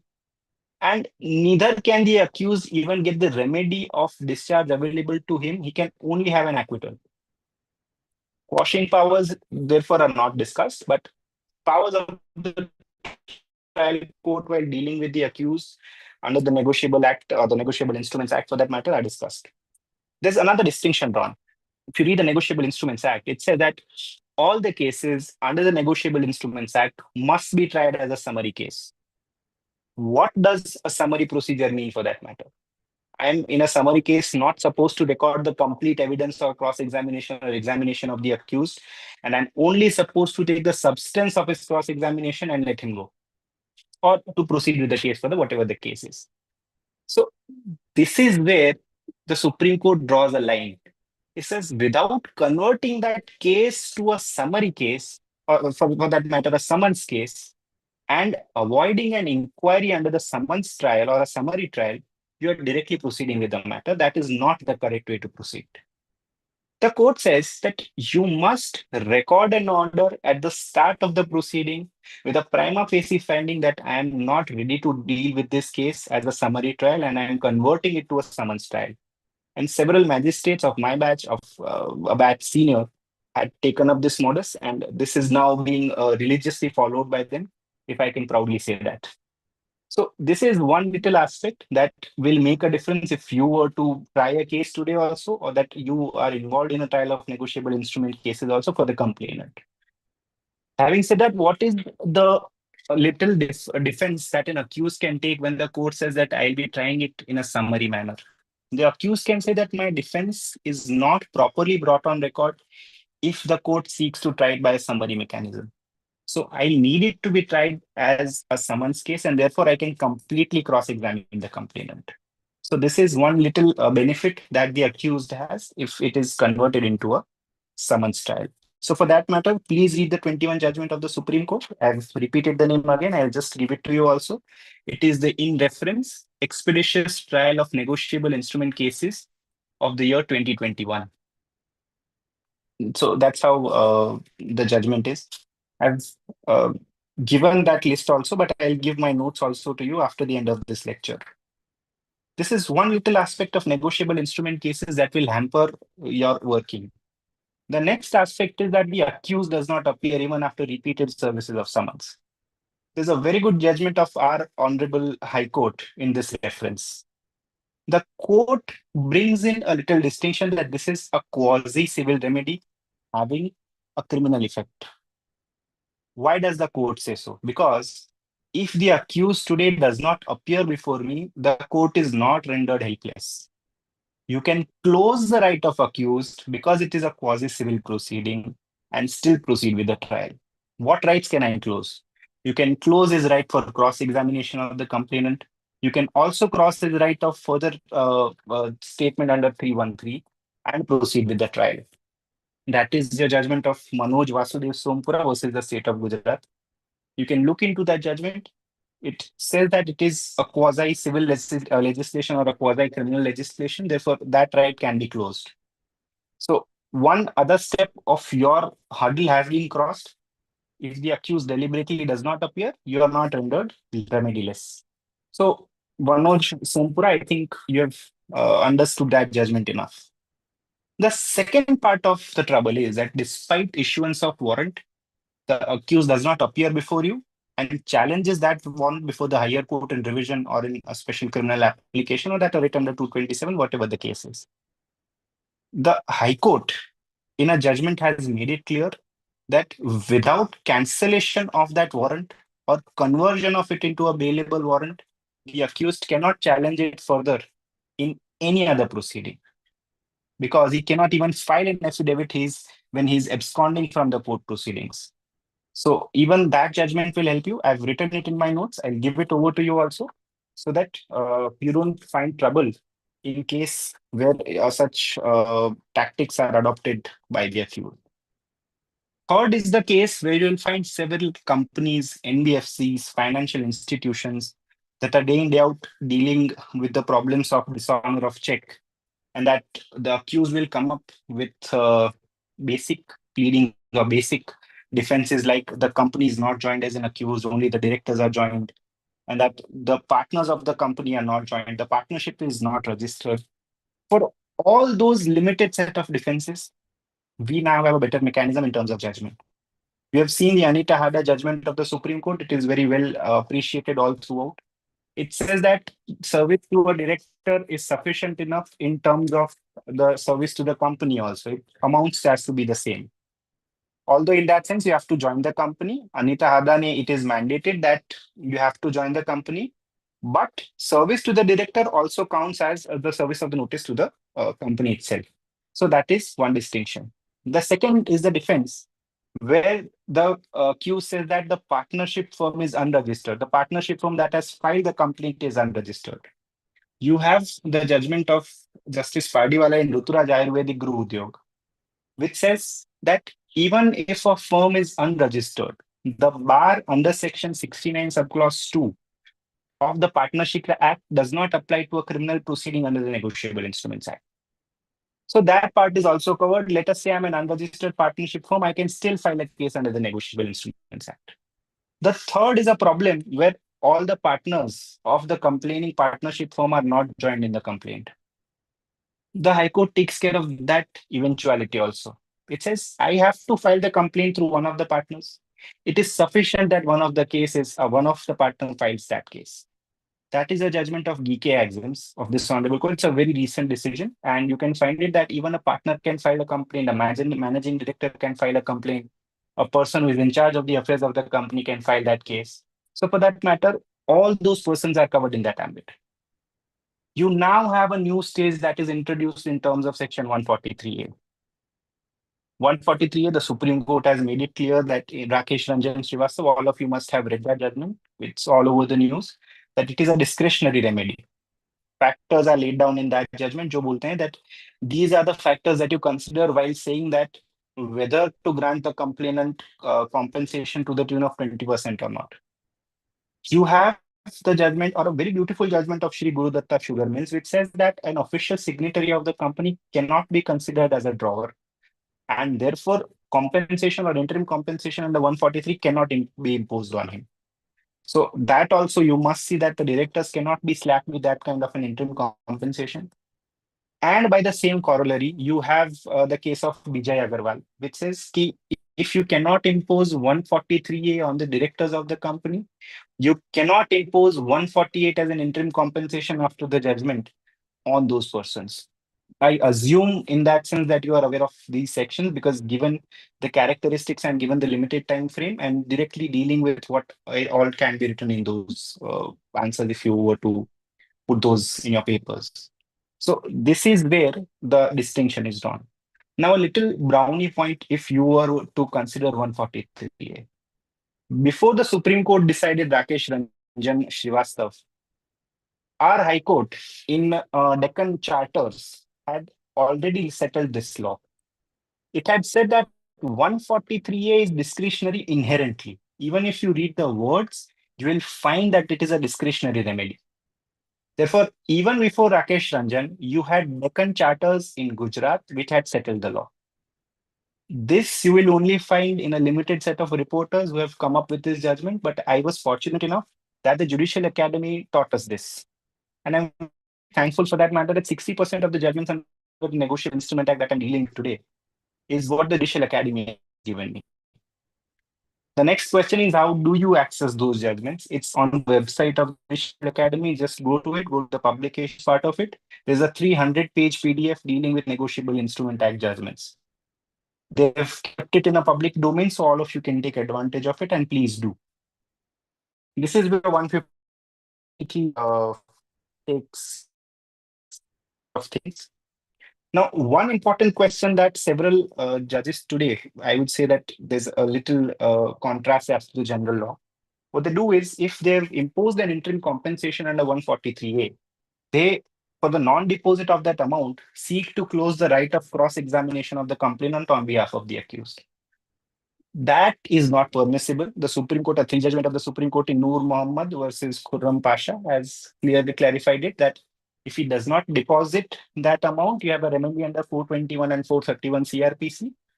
Please utilize that remedy, but please don't close the right of cross-examination that amounts to violation of a fundamental right. So therefore, that part is also taken care of. You now have a new law called the Insolvency and Bankruptcy Code, which also hampers, in some sense, the working of the NIA cases. I am sure all of you must have read P. Mohan Raj, which says that interim moratorium under Section 14 of the IBC also covers NIA cases, and those are also required to be stayed. So Please remember P. Mohanraj for that matter, because you can write it if there is a question about interim compensation given to you or put to you in the examination. The security check question has also now been covered by Shripati Singh versus the state of Jharkhand, because even the security checks are now enforceable in the limited circumstances of things. Some of you who are posted in district places or will be posted in district places in the near future, God grace, you will find that several banking institutions will be filing cases where they've given loans for acquiring movable properties or immovable properties. The court has made a distinction that if the financial company, or for that matter, any institution, if it files the case without disclosing what amount have they already recovered, they cannot prosecute you under 138. That's the judgment of this honorable court. But if that part is made clear in the complaint, and apart from it, the rest of the amount is only sought to be recovered, then you can do it. So security checks are enforceable. Financial institutions, they'll have to show the sense of liability, and only then it can be made enforceable. So that part is also covered under the Negotiable Instruments Act now. You now have the liability of directors under 141. Very recent judgment of the Supreme Court in Ritesh Verma versus healthcare, this company, which says that you have to prove two things when you want to implicate a director. One is that he should be in charge of the affairs of the company. Second, that he is responsible for the affairs of the company also. Only if these two aspects are proved, only in that case, you can convict him. Otherwise, you cannot. So one recent decision that gives some immunity to the director. You can also take a look at Vishnu Mittal. It deals with the situation that we talked about, the IBC situation. If I am an ex-director who is appointed after the interim moratorium, I cannot be made liable under 138. So these two judgments are in that sense exculpatory, and it will resolve you as a director from the liability under the Negotiable Instruments Act. I've acquired or sent in that sense mixed or clubbed these judgments on the basis of their usage generally. And you will be finding them to be the most appropriate in cases where you are dealing with negotiable instrument disputes in your court. So please take a look at the notes that I've provided. Over and above this, you have the punishment clause. Please take a look at the punishment clause, the time limit clause that is there in 138. I'll not be dealing with it in greater detail, given the time barrier. You can now directly jump upon the Domestic Violence Act of 2005. Again, as enacted as part of India's international obligation and towards empowering women. Come to the definitions clause. You have the definition of aggrieved woman or aggrieved person, for that matter, under section 2A. It says a woman only. I thought this legislation could have been a little expansive in that term, but then it only includes a woman at this point. You have a definition of domestic relationship that already includes certain words, which is cohabitation. You have shared household, and all those in that sense will give you that a person who is in a domestic relationship with a man can prosecute him as a respondent. Now, it has been given an expansive meaning by the Supreme Court in Indra Sarma, VKV Sarma, also in Gokal Chand versus Praveen Kumari, that you have to see that they have cohabited. Marriage is not important, but cohabitation in a shared household is important. So both these judgments, but VKV Sharma then restricts it that you have to show continuous cohabitation. So that is how that term is used. Beautiful judgments, very early judgments of the Supreme Court, but then it gives you a great idea as to how do you interpret that clause. Come to the definition of shared household under 2S, and you will realize that it also has been given an expansive sense. There's a judgment of Justice Nariman in Ajay Kumar versus, I'm sorry, this happens to be a judgment of Justice Chandrachud in Ajay Kumar versus Lata Sharuti. Jisme the word respondent has been interpreted. Now, as a respondent, it says that adult male member apart from the husband. The difficulty before the Supreme Court in this judgment was that if the husband dies, can the responsibility of a shared household be then imposed upon someone who is just an adult male member of the family? The Supreme Court said, yes, we can impose that liability because the word respondent has to be interpreted broadly. So this judgment even has implicated the brother of the husband, the deceased husband for that matter. And in that sense, impose that responsibility upon him that he must maintain the earlier wives. You read Manmohan Attawar and you will realize that in the same sense of the term where I'm expanding the word domestic relationship and shared household, you can restrict it also. That once in a while, if I have resided with the husband at a particular plot or a place, will not mean that I can claim ownership or a possession of that particular land or that particular house or whatever it is. You have to show a continuous and in that sense a intention to live in that particular house, and only if you show that, you will be able to have an order passed under this particular law. You have very good judgment of our High Court, which makes a comparative reading of the Senior Citizens Act and the Domestic Violence Act, and the controversy has now been put to an end. It's a beautiful judgment. It's available on Live Law. Please take a look at it, and it can give you a brownie point if you write it in the examination. Coming to the definition of Section 3, it gives you physical abuse, verbal abuse, sexual abuse, emotional abuse. So all those ambits are covered. It's an inclusive definition. Agar you've gone through several judgments which will give you that certain things can be called as an abuse under the Act or certain things cannot be called as an abuse. It's your choice to write it in the answer. I'll not guide the flow of your answer in that matter. It's a general presumption. But in my limited understanding, it's something that is inclusive. You have to look at the condition of the prosecutrix in this case, or the wife in this case, and then proceed with a general assumption of things. Your Rajneesh versus Neha equally applies here. One distinction, in case of Domestic Violence Act, there is no FIR. Section 4 mandates that there must be a domestic information report by a protection officer and not an FIR. I've seen several people make that mistake when I was presiding. They said that this is the FIR. There is never an FIR in a domestic violence case. There's always a DIR. I've seen people make that distinction or that problem in the High Court as well, with due respect. But then it is always a DIR. It is never an FIR. It is never in form of an FIR also. So please remember that distinction. Second, that your Domestic Violence Act does not prescribe to the ideology that is provided to you by the CRPC. It goes by a completely different method. It goes to the offshoots of the legislation and says that you can have a procedure which is suitable to your particular case. You can have in-camera proceedings also. You can have proceedings that are protected by outer reporting also, and then proceed with it. Now, one interesting question, because I was also in the same district when this happened, and one of my brother judges passed that when I presided over there. One of my brother judges passed that order. There was a question made that can the complainant or can the person who is actually a victim here give her examination in chief on an affidavit like your 125 or like your 138 negotiable cases? The court said that yes, you can give that examination in chief, and then she can be subjected to a cross-examination. The said fact was then challenged in a higher forum. The higher forum said that no, this is permissible in view of Section 28 of the Act. This happened in Veeraval and I was posted there, so I'm personally aware of the whole controversy. This then comes up before the High Court, and the same fact is challenged that can I, as a complainant, give my testimony on an affidavit if it is an examination in chief?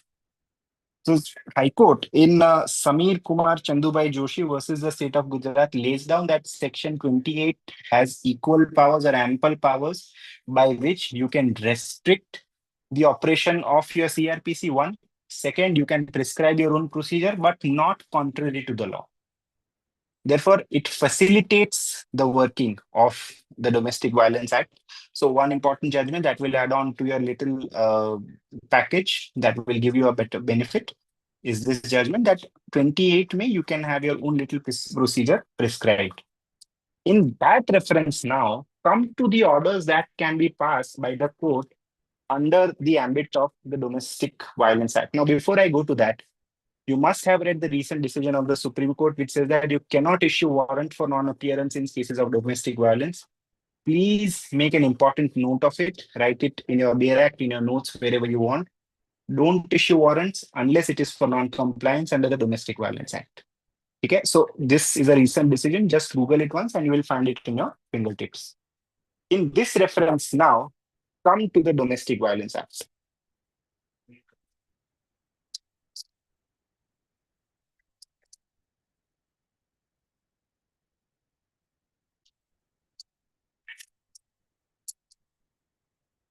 I hope you have your BRX around.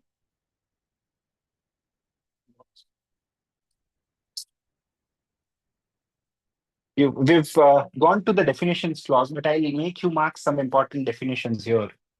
Mark the definition of aggrieved person, clause A. Mark the definition of domestic incident report under clause E, which is the DIR that we talked about. Mark the definition in 2F, very important definition of domestic relationship. Mark the definition of domestic violence. Obviously, it is defined in the section 3, but then there's a definition clause to it also.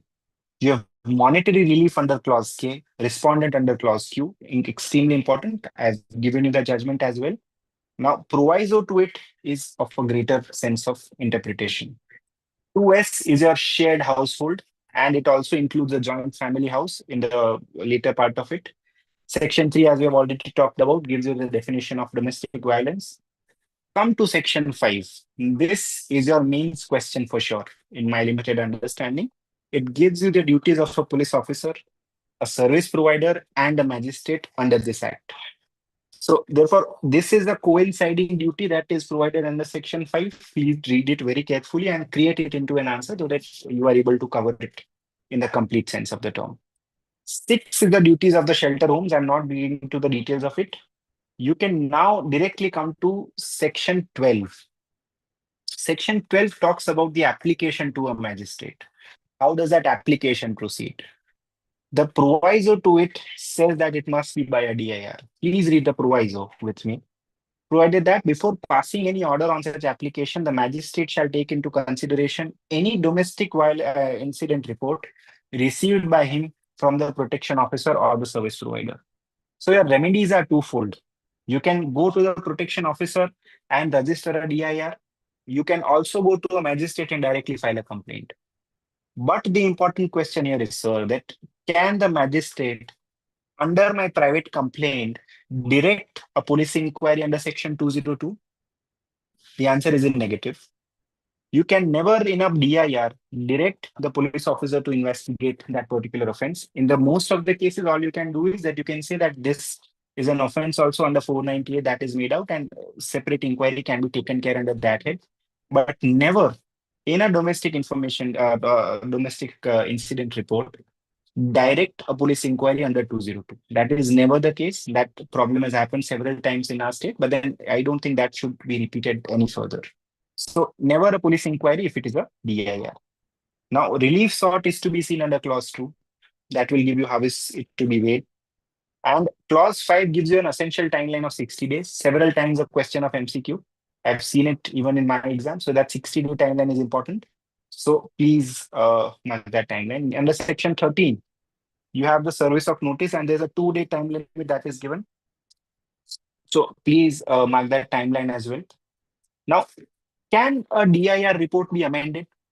We have seen that a police report, you can have an additional report that is tendered. You have a charge sheet. But in case of a DIR, there is no subsequent event in terms of a charge sheet. So can I amend my complaint or my domestic information incident report? The Supreme Court said that yes, you can adequately amend if you want to add certain later events that have taken place. But in the same manner as your amendment of pleadings happens in CPC, you cannot amend it on your own whims and fancies, saying that I forgot to add a certain detail or that I forgot to adduce evidence for a certain matter. If it is a new happening or a new event, you can obviously report. But if it is an earlier event that you forgot just by your lapse to mention, then in that case, you cannot add it. Otherwise, the amendment of the complaint is permissible. I have a very good order under section 14 passed by a very good friend of mine in Bharuch. It is an order of counseling passed by the learned magistrate. He says that I see a certain stage where the dispute might not be reconcilable between the parties. But then counseling them will give me a greater idea as to who is at fault or who is not adhering to the general criteria of things. So section 14 is what we essentially forget, but now it is being utilized in the true sense, and counseling is being done. So counseling is obviously by a trained counselor. He'll call the parties individually and then assess their mindset and then proceed with the whole complaint or the report for that matter. So that is your section 14. Now you have a time limit of 2 months that counseling period cannot exceed 2 months, and he has to give the report to a magistrate. It again, for the sake of repetition, it is not your mediation. It is a counseling by a trained counselor and not a mediator. You have 15 saying that you can have assistance of welfare experts. Again, general in nature, you can interpret it. You have section 17 onwards, जो आपको provide करता है that what are the rights available to an aggrieved person under the Domestic Violence Act. Those rights are section 17 onwards. Right to reside in a shared household. Now, she does not have a right or title to that household. None of your questions. All you have to see is कि वहाँ पे if she was residing continuously at a certain point of time or not. That's the only distinction that you are supposed to make. The husband can say that I have sold it to someone else after the proceeding has started, XYZ things.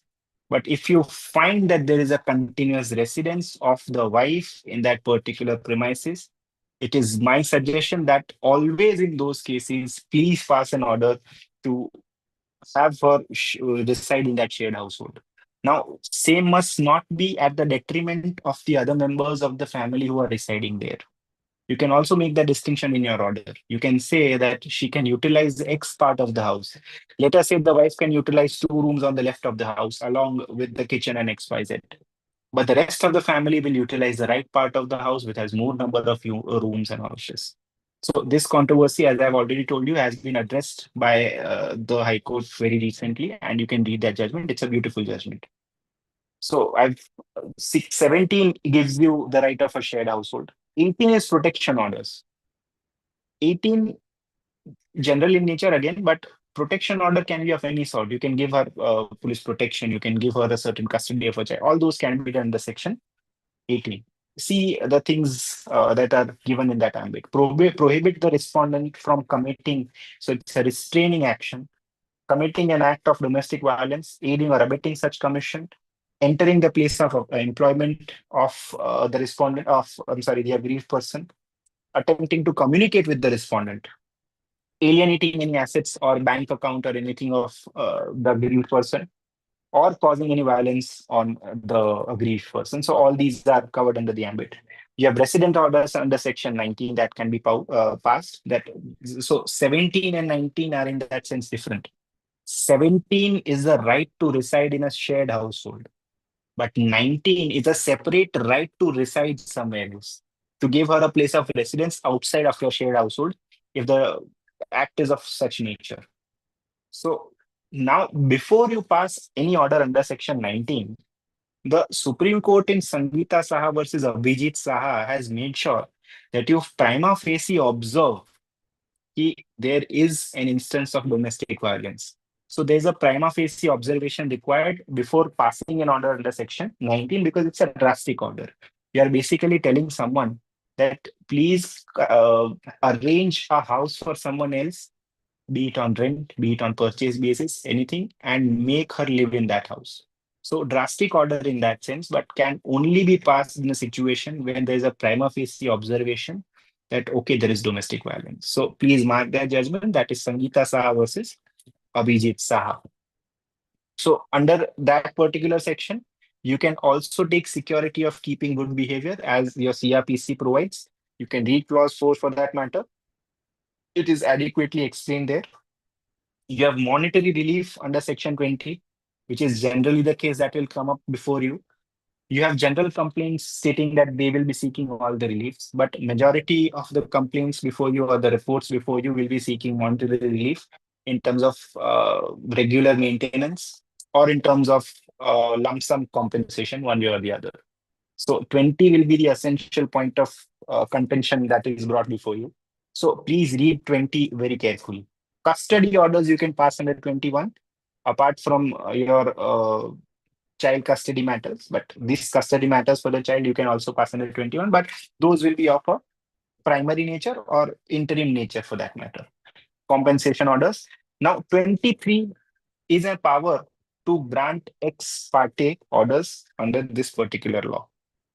Suppose your husband does not appear, or the respondent for that matter does not appear. You still have the powers before hearing him to pass an interim award, which is being utilized perfectly by courts today.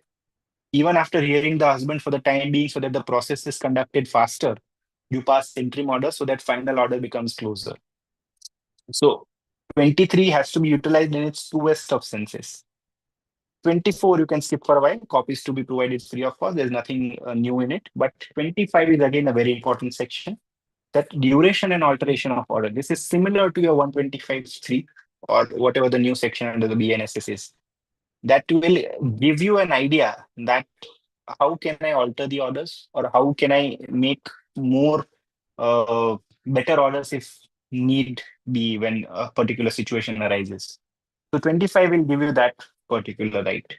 Now, 26 is again very important, relief in other suits in legal proceedings. So if any right is given under the section 17 onwards, and there is a subsequent proceeding filed, then in the subsequent proceeding that is filed, we will have to see what is the order made under the Domestic Violence Act.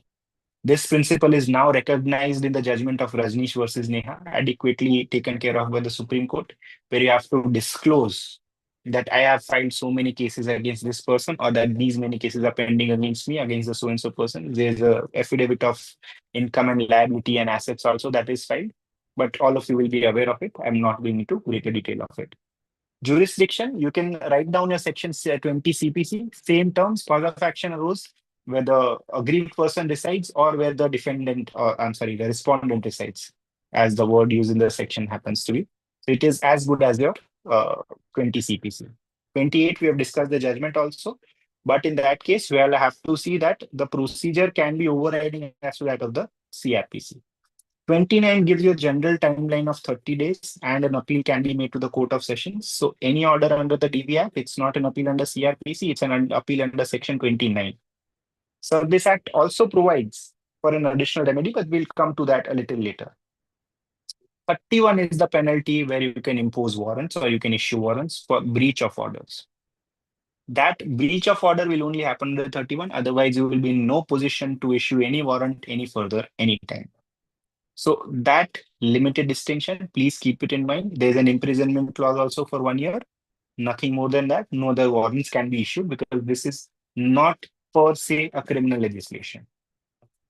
Cognizance and proof. All offenses under 31 are cognizable and non-bailable. Nothing further in that matter. 33, penalty for not discharging duties by a protection officer. You can read it in greater detail later. Now comes your 2-page legislation called the Indecent Representation of Women Act. I've specifically covered this legislation only for the fact that now it will coincide or have reasonable nexus with your Information Technology Act of 2000, which is amended later. The penalties clause in the Information Technology Act is greater as compared to the earlier legislation or the Indecent Representation of Women Act. Please always, whenever a case of indecent representation on any social media platform comes to you, never try and implicate the platform which has the particular advertisement, photograph, clipping, or whatever it is.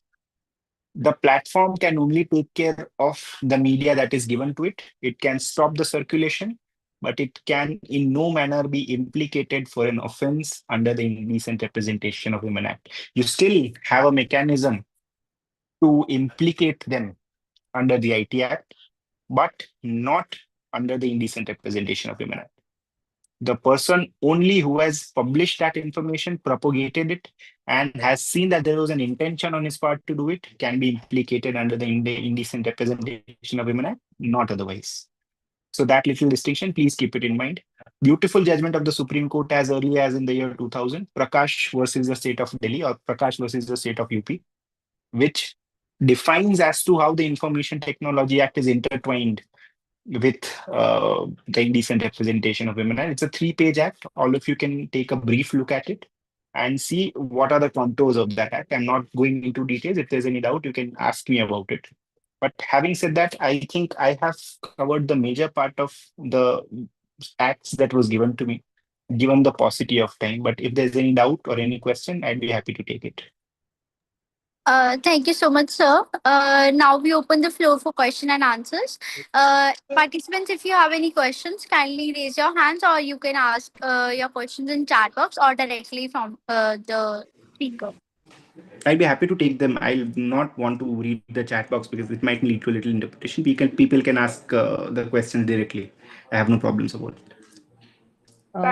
Now you can unmute yourself. Sir, I want to know about the judgment of Adalat Prasad in brief, please.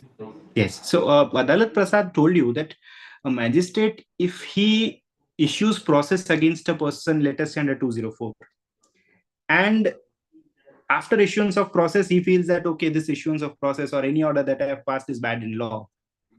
I don't have the power to review that order as you have it in CPC. So can a magistrate, after issuing that particular summon, can he say that, no, I think I've made a mistake before discharge. I think I want to stop the proceeding and utilize 258. The Supreme Court said no. It said that once the magistrate has issued process under 204, all that he has as an option left is to acquit that person or discharge if the remedy permits. Otherwise, he cannot review his own order because of the bar given under 362. 362 specifically says that you cannot review some order that you have already passed. Once on the satisfaction of my conscience, if I've issued summons, you only have the option of discharge given the offense that is dischargeable. Otherwise, you cannot discharge him also. There's only an option of acquittal. In specific case of negotiable instrument that I was talking about, your 258 is barred. Your discharge under 245 to 239, whatever the case is also barred. All that you are left with is with a acquittal under 248. That's the only option that you have. Otherwise, you only have to take care of that one remedy. That is what Adalat Prasad briefly said. Thank you, sir. Sir, there's one question in chat box. Is demand draft covered under Negotiable Instrument Act? You have the definition clause given there. The demand draft, if it is of the nature that is negotiable, it can be covered. You have a new law also that is in picture, but then you only have to go by the definition clause there.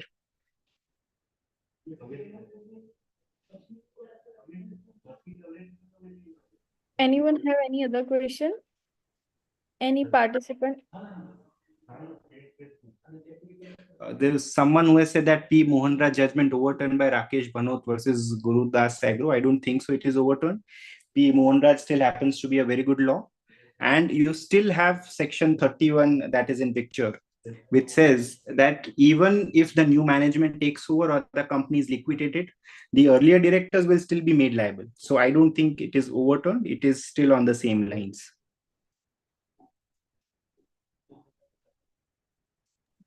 There's a difference between JJB and CC. I think I've covered that part. JJB has a separate procedure. You cannot introduce a witness in front of the child. You have to keep the child in that barrier. There's never a courtroom mechanism.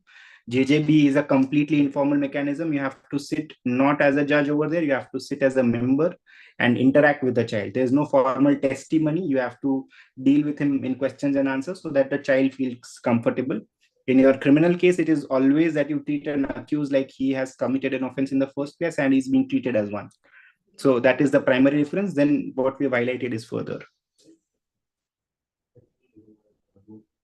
Can we proceed under section 299 CRPC in never case? Never can you do it because this judgment has specifically dealt with that aspect. I have my little differences in using 299 also because when an accused is not before you, you cannot by assumption take that I'll proceed with him ex parte. That's not what 299 says. That's not the interpretation. But people will have different notions of it. The academy will have different notions of it. My personal observation is 299 cannot deal with that situation. Now you have the answer under the judgment that is delivered by our High Court. It's a beautiful judgment. Just take a look at it. It says that even your 313 can be taken care of. It does not if he does not appear. So don't use 299. The judgment is enough.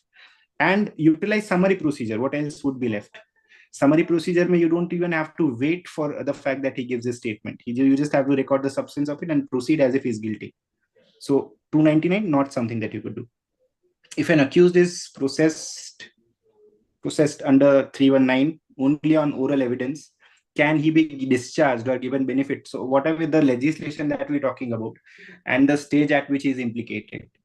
319, there's a judgment of our High Court in Onaji Thakur, delivered by Justice Padiwala, if I'm not mistaken, where it says that if a company is not adduced as an evidence, adduced as a accused in a negotiable instrument case, you cannot add them later. So that judgment, I think, will cover your case as well.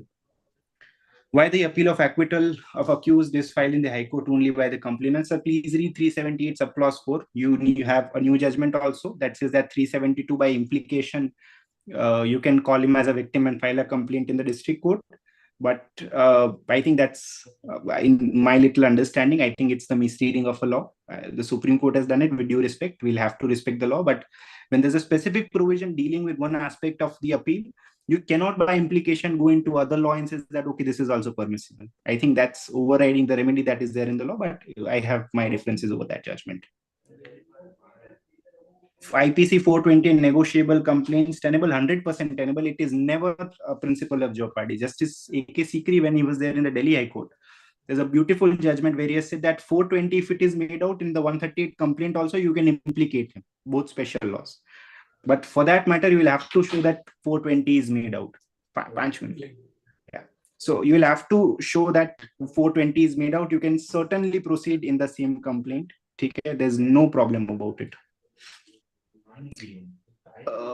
I missed a question. Financial company without declare account NPA gets interest and charges penalty from accused under NI Act. So Justice Geeta Gopi's judgment, special criminal application number 9861 of 2021, or I'll share that judgment, which says that if the financial company does not share as to the amount that it has already recovered and files a negotiable instrument complaint for the whole amount, that complaint is not permissible per se. The complaint has to be quashed. That is a judgment. You have a judgment of the Supreme Court also, Justice Chandrachud's judgment, which says that if without declaring the amount that I've obtained from the complainant already, from the accused already, I am filing the complaint for the whole amount, that is not permissible. Acquittal is mandatory. If the accused is present in the NI Act and not appearing in the plea stage, then complainant can proceed further. If yes, then which procedure we have to follow? I'll give that judgment. You can all note down the judgment. I'll give it to you. Just note it down so that you don't miss out on that judgment. It is Manoj Vasudev Sompura versus the state of Gujrat. All your queries with regards to non-appearance of the accused have been made good in this case. Please read it. It's a beautiful judgment. It helps the trial courts a lot. So that is the procedure. Okay, then your complainant can proceed. Complainant then can certainly proceed. For above question of 319, what is the difference between offense of IPC 279 and 304? The magnitude is the difference. 304 talks about death by negligence. 279 only talks about certain accident that you have taken, that has taken place due to your rash and negligent driving. So 279 is that offense. Yes, hey, give me a minute. I'm sorry. Can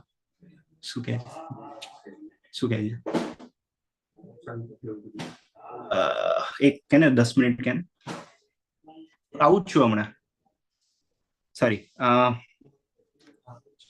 Sir, how to manage studies and internship? Are internships good for litigants in criminal matter, or we have to only focus on study? While doing college and internship, is there a possibility to prepare for judiciary? There certainly is. You should also always intern whenever you get time. So that's why your 5-year law courses also have a mandatory internship clause. So I think 279, 304 practice covered. Court can FS with plea in NI Act cases? No, that's a completely different stage. FS is something that will come after the evidence of the complainant. Evidence in that sense is examination and cross-examination. Plea is what is recorded at the start of the trial. So both are very different. So after the stage of evidence of the complainant is over, then can you only proceed for the FS? That's how the situation are. So you cannot, in that sense, have the same reading of it. all of you are desirous of this judgment. So I'll just share my notes with all of you. I have horrible handwriting, so you'll have to deal with that part. But then it will be good enough for you to read.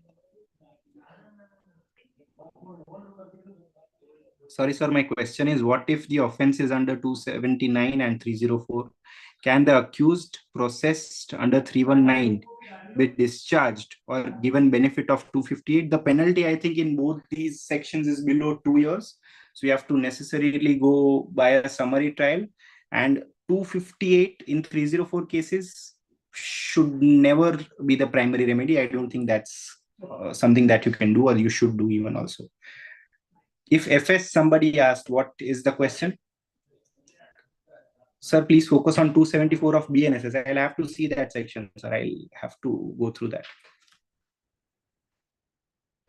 Plea in absence of the accused, I'll give that judgment. It is Manoj Vasudev Sompura versus the state of Gujarat. I'll just mention it in the chat so that everyone gets that judgment.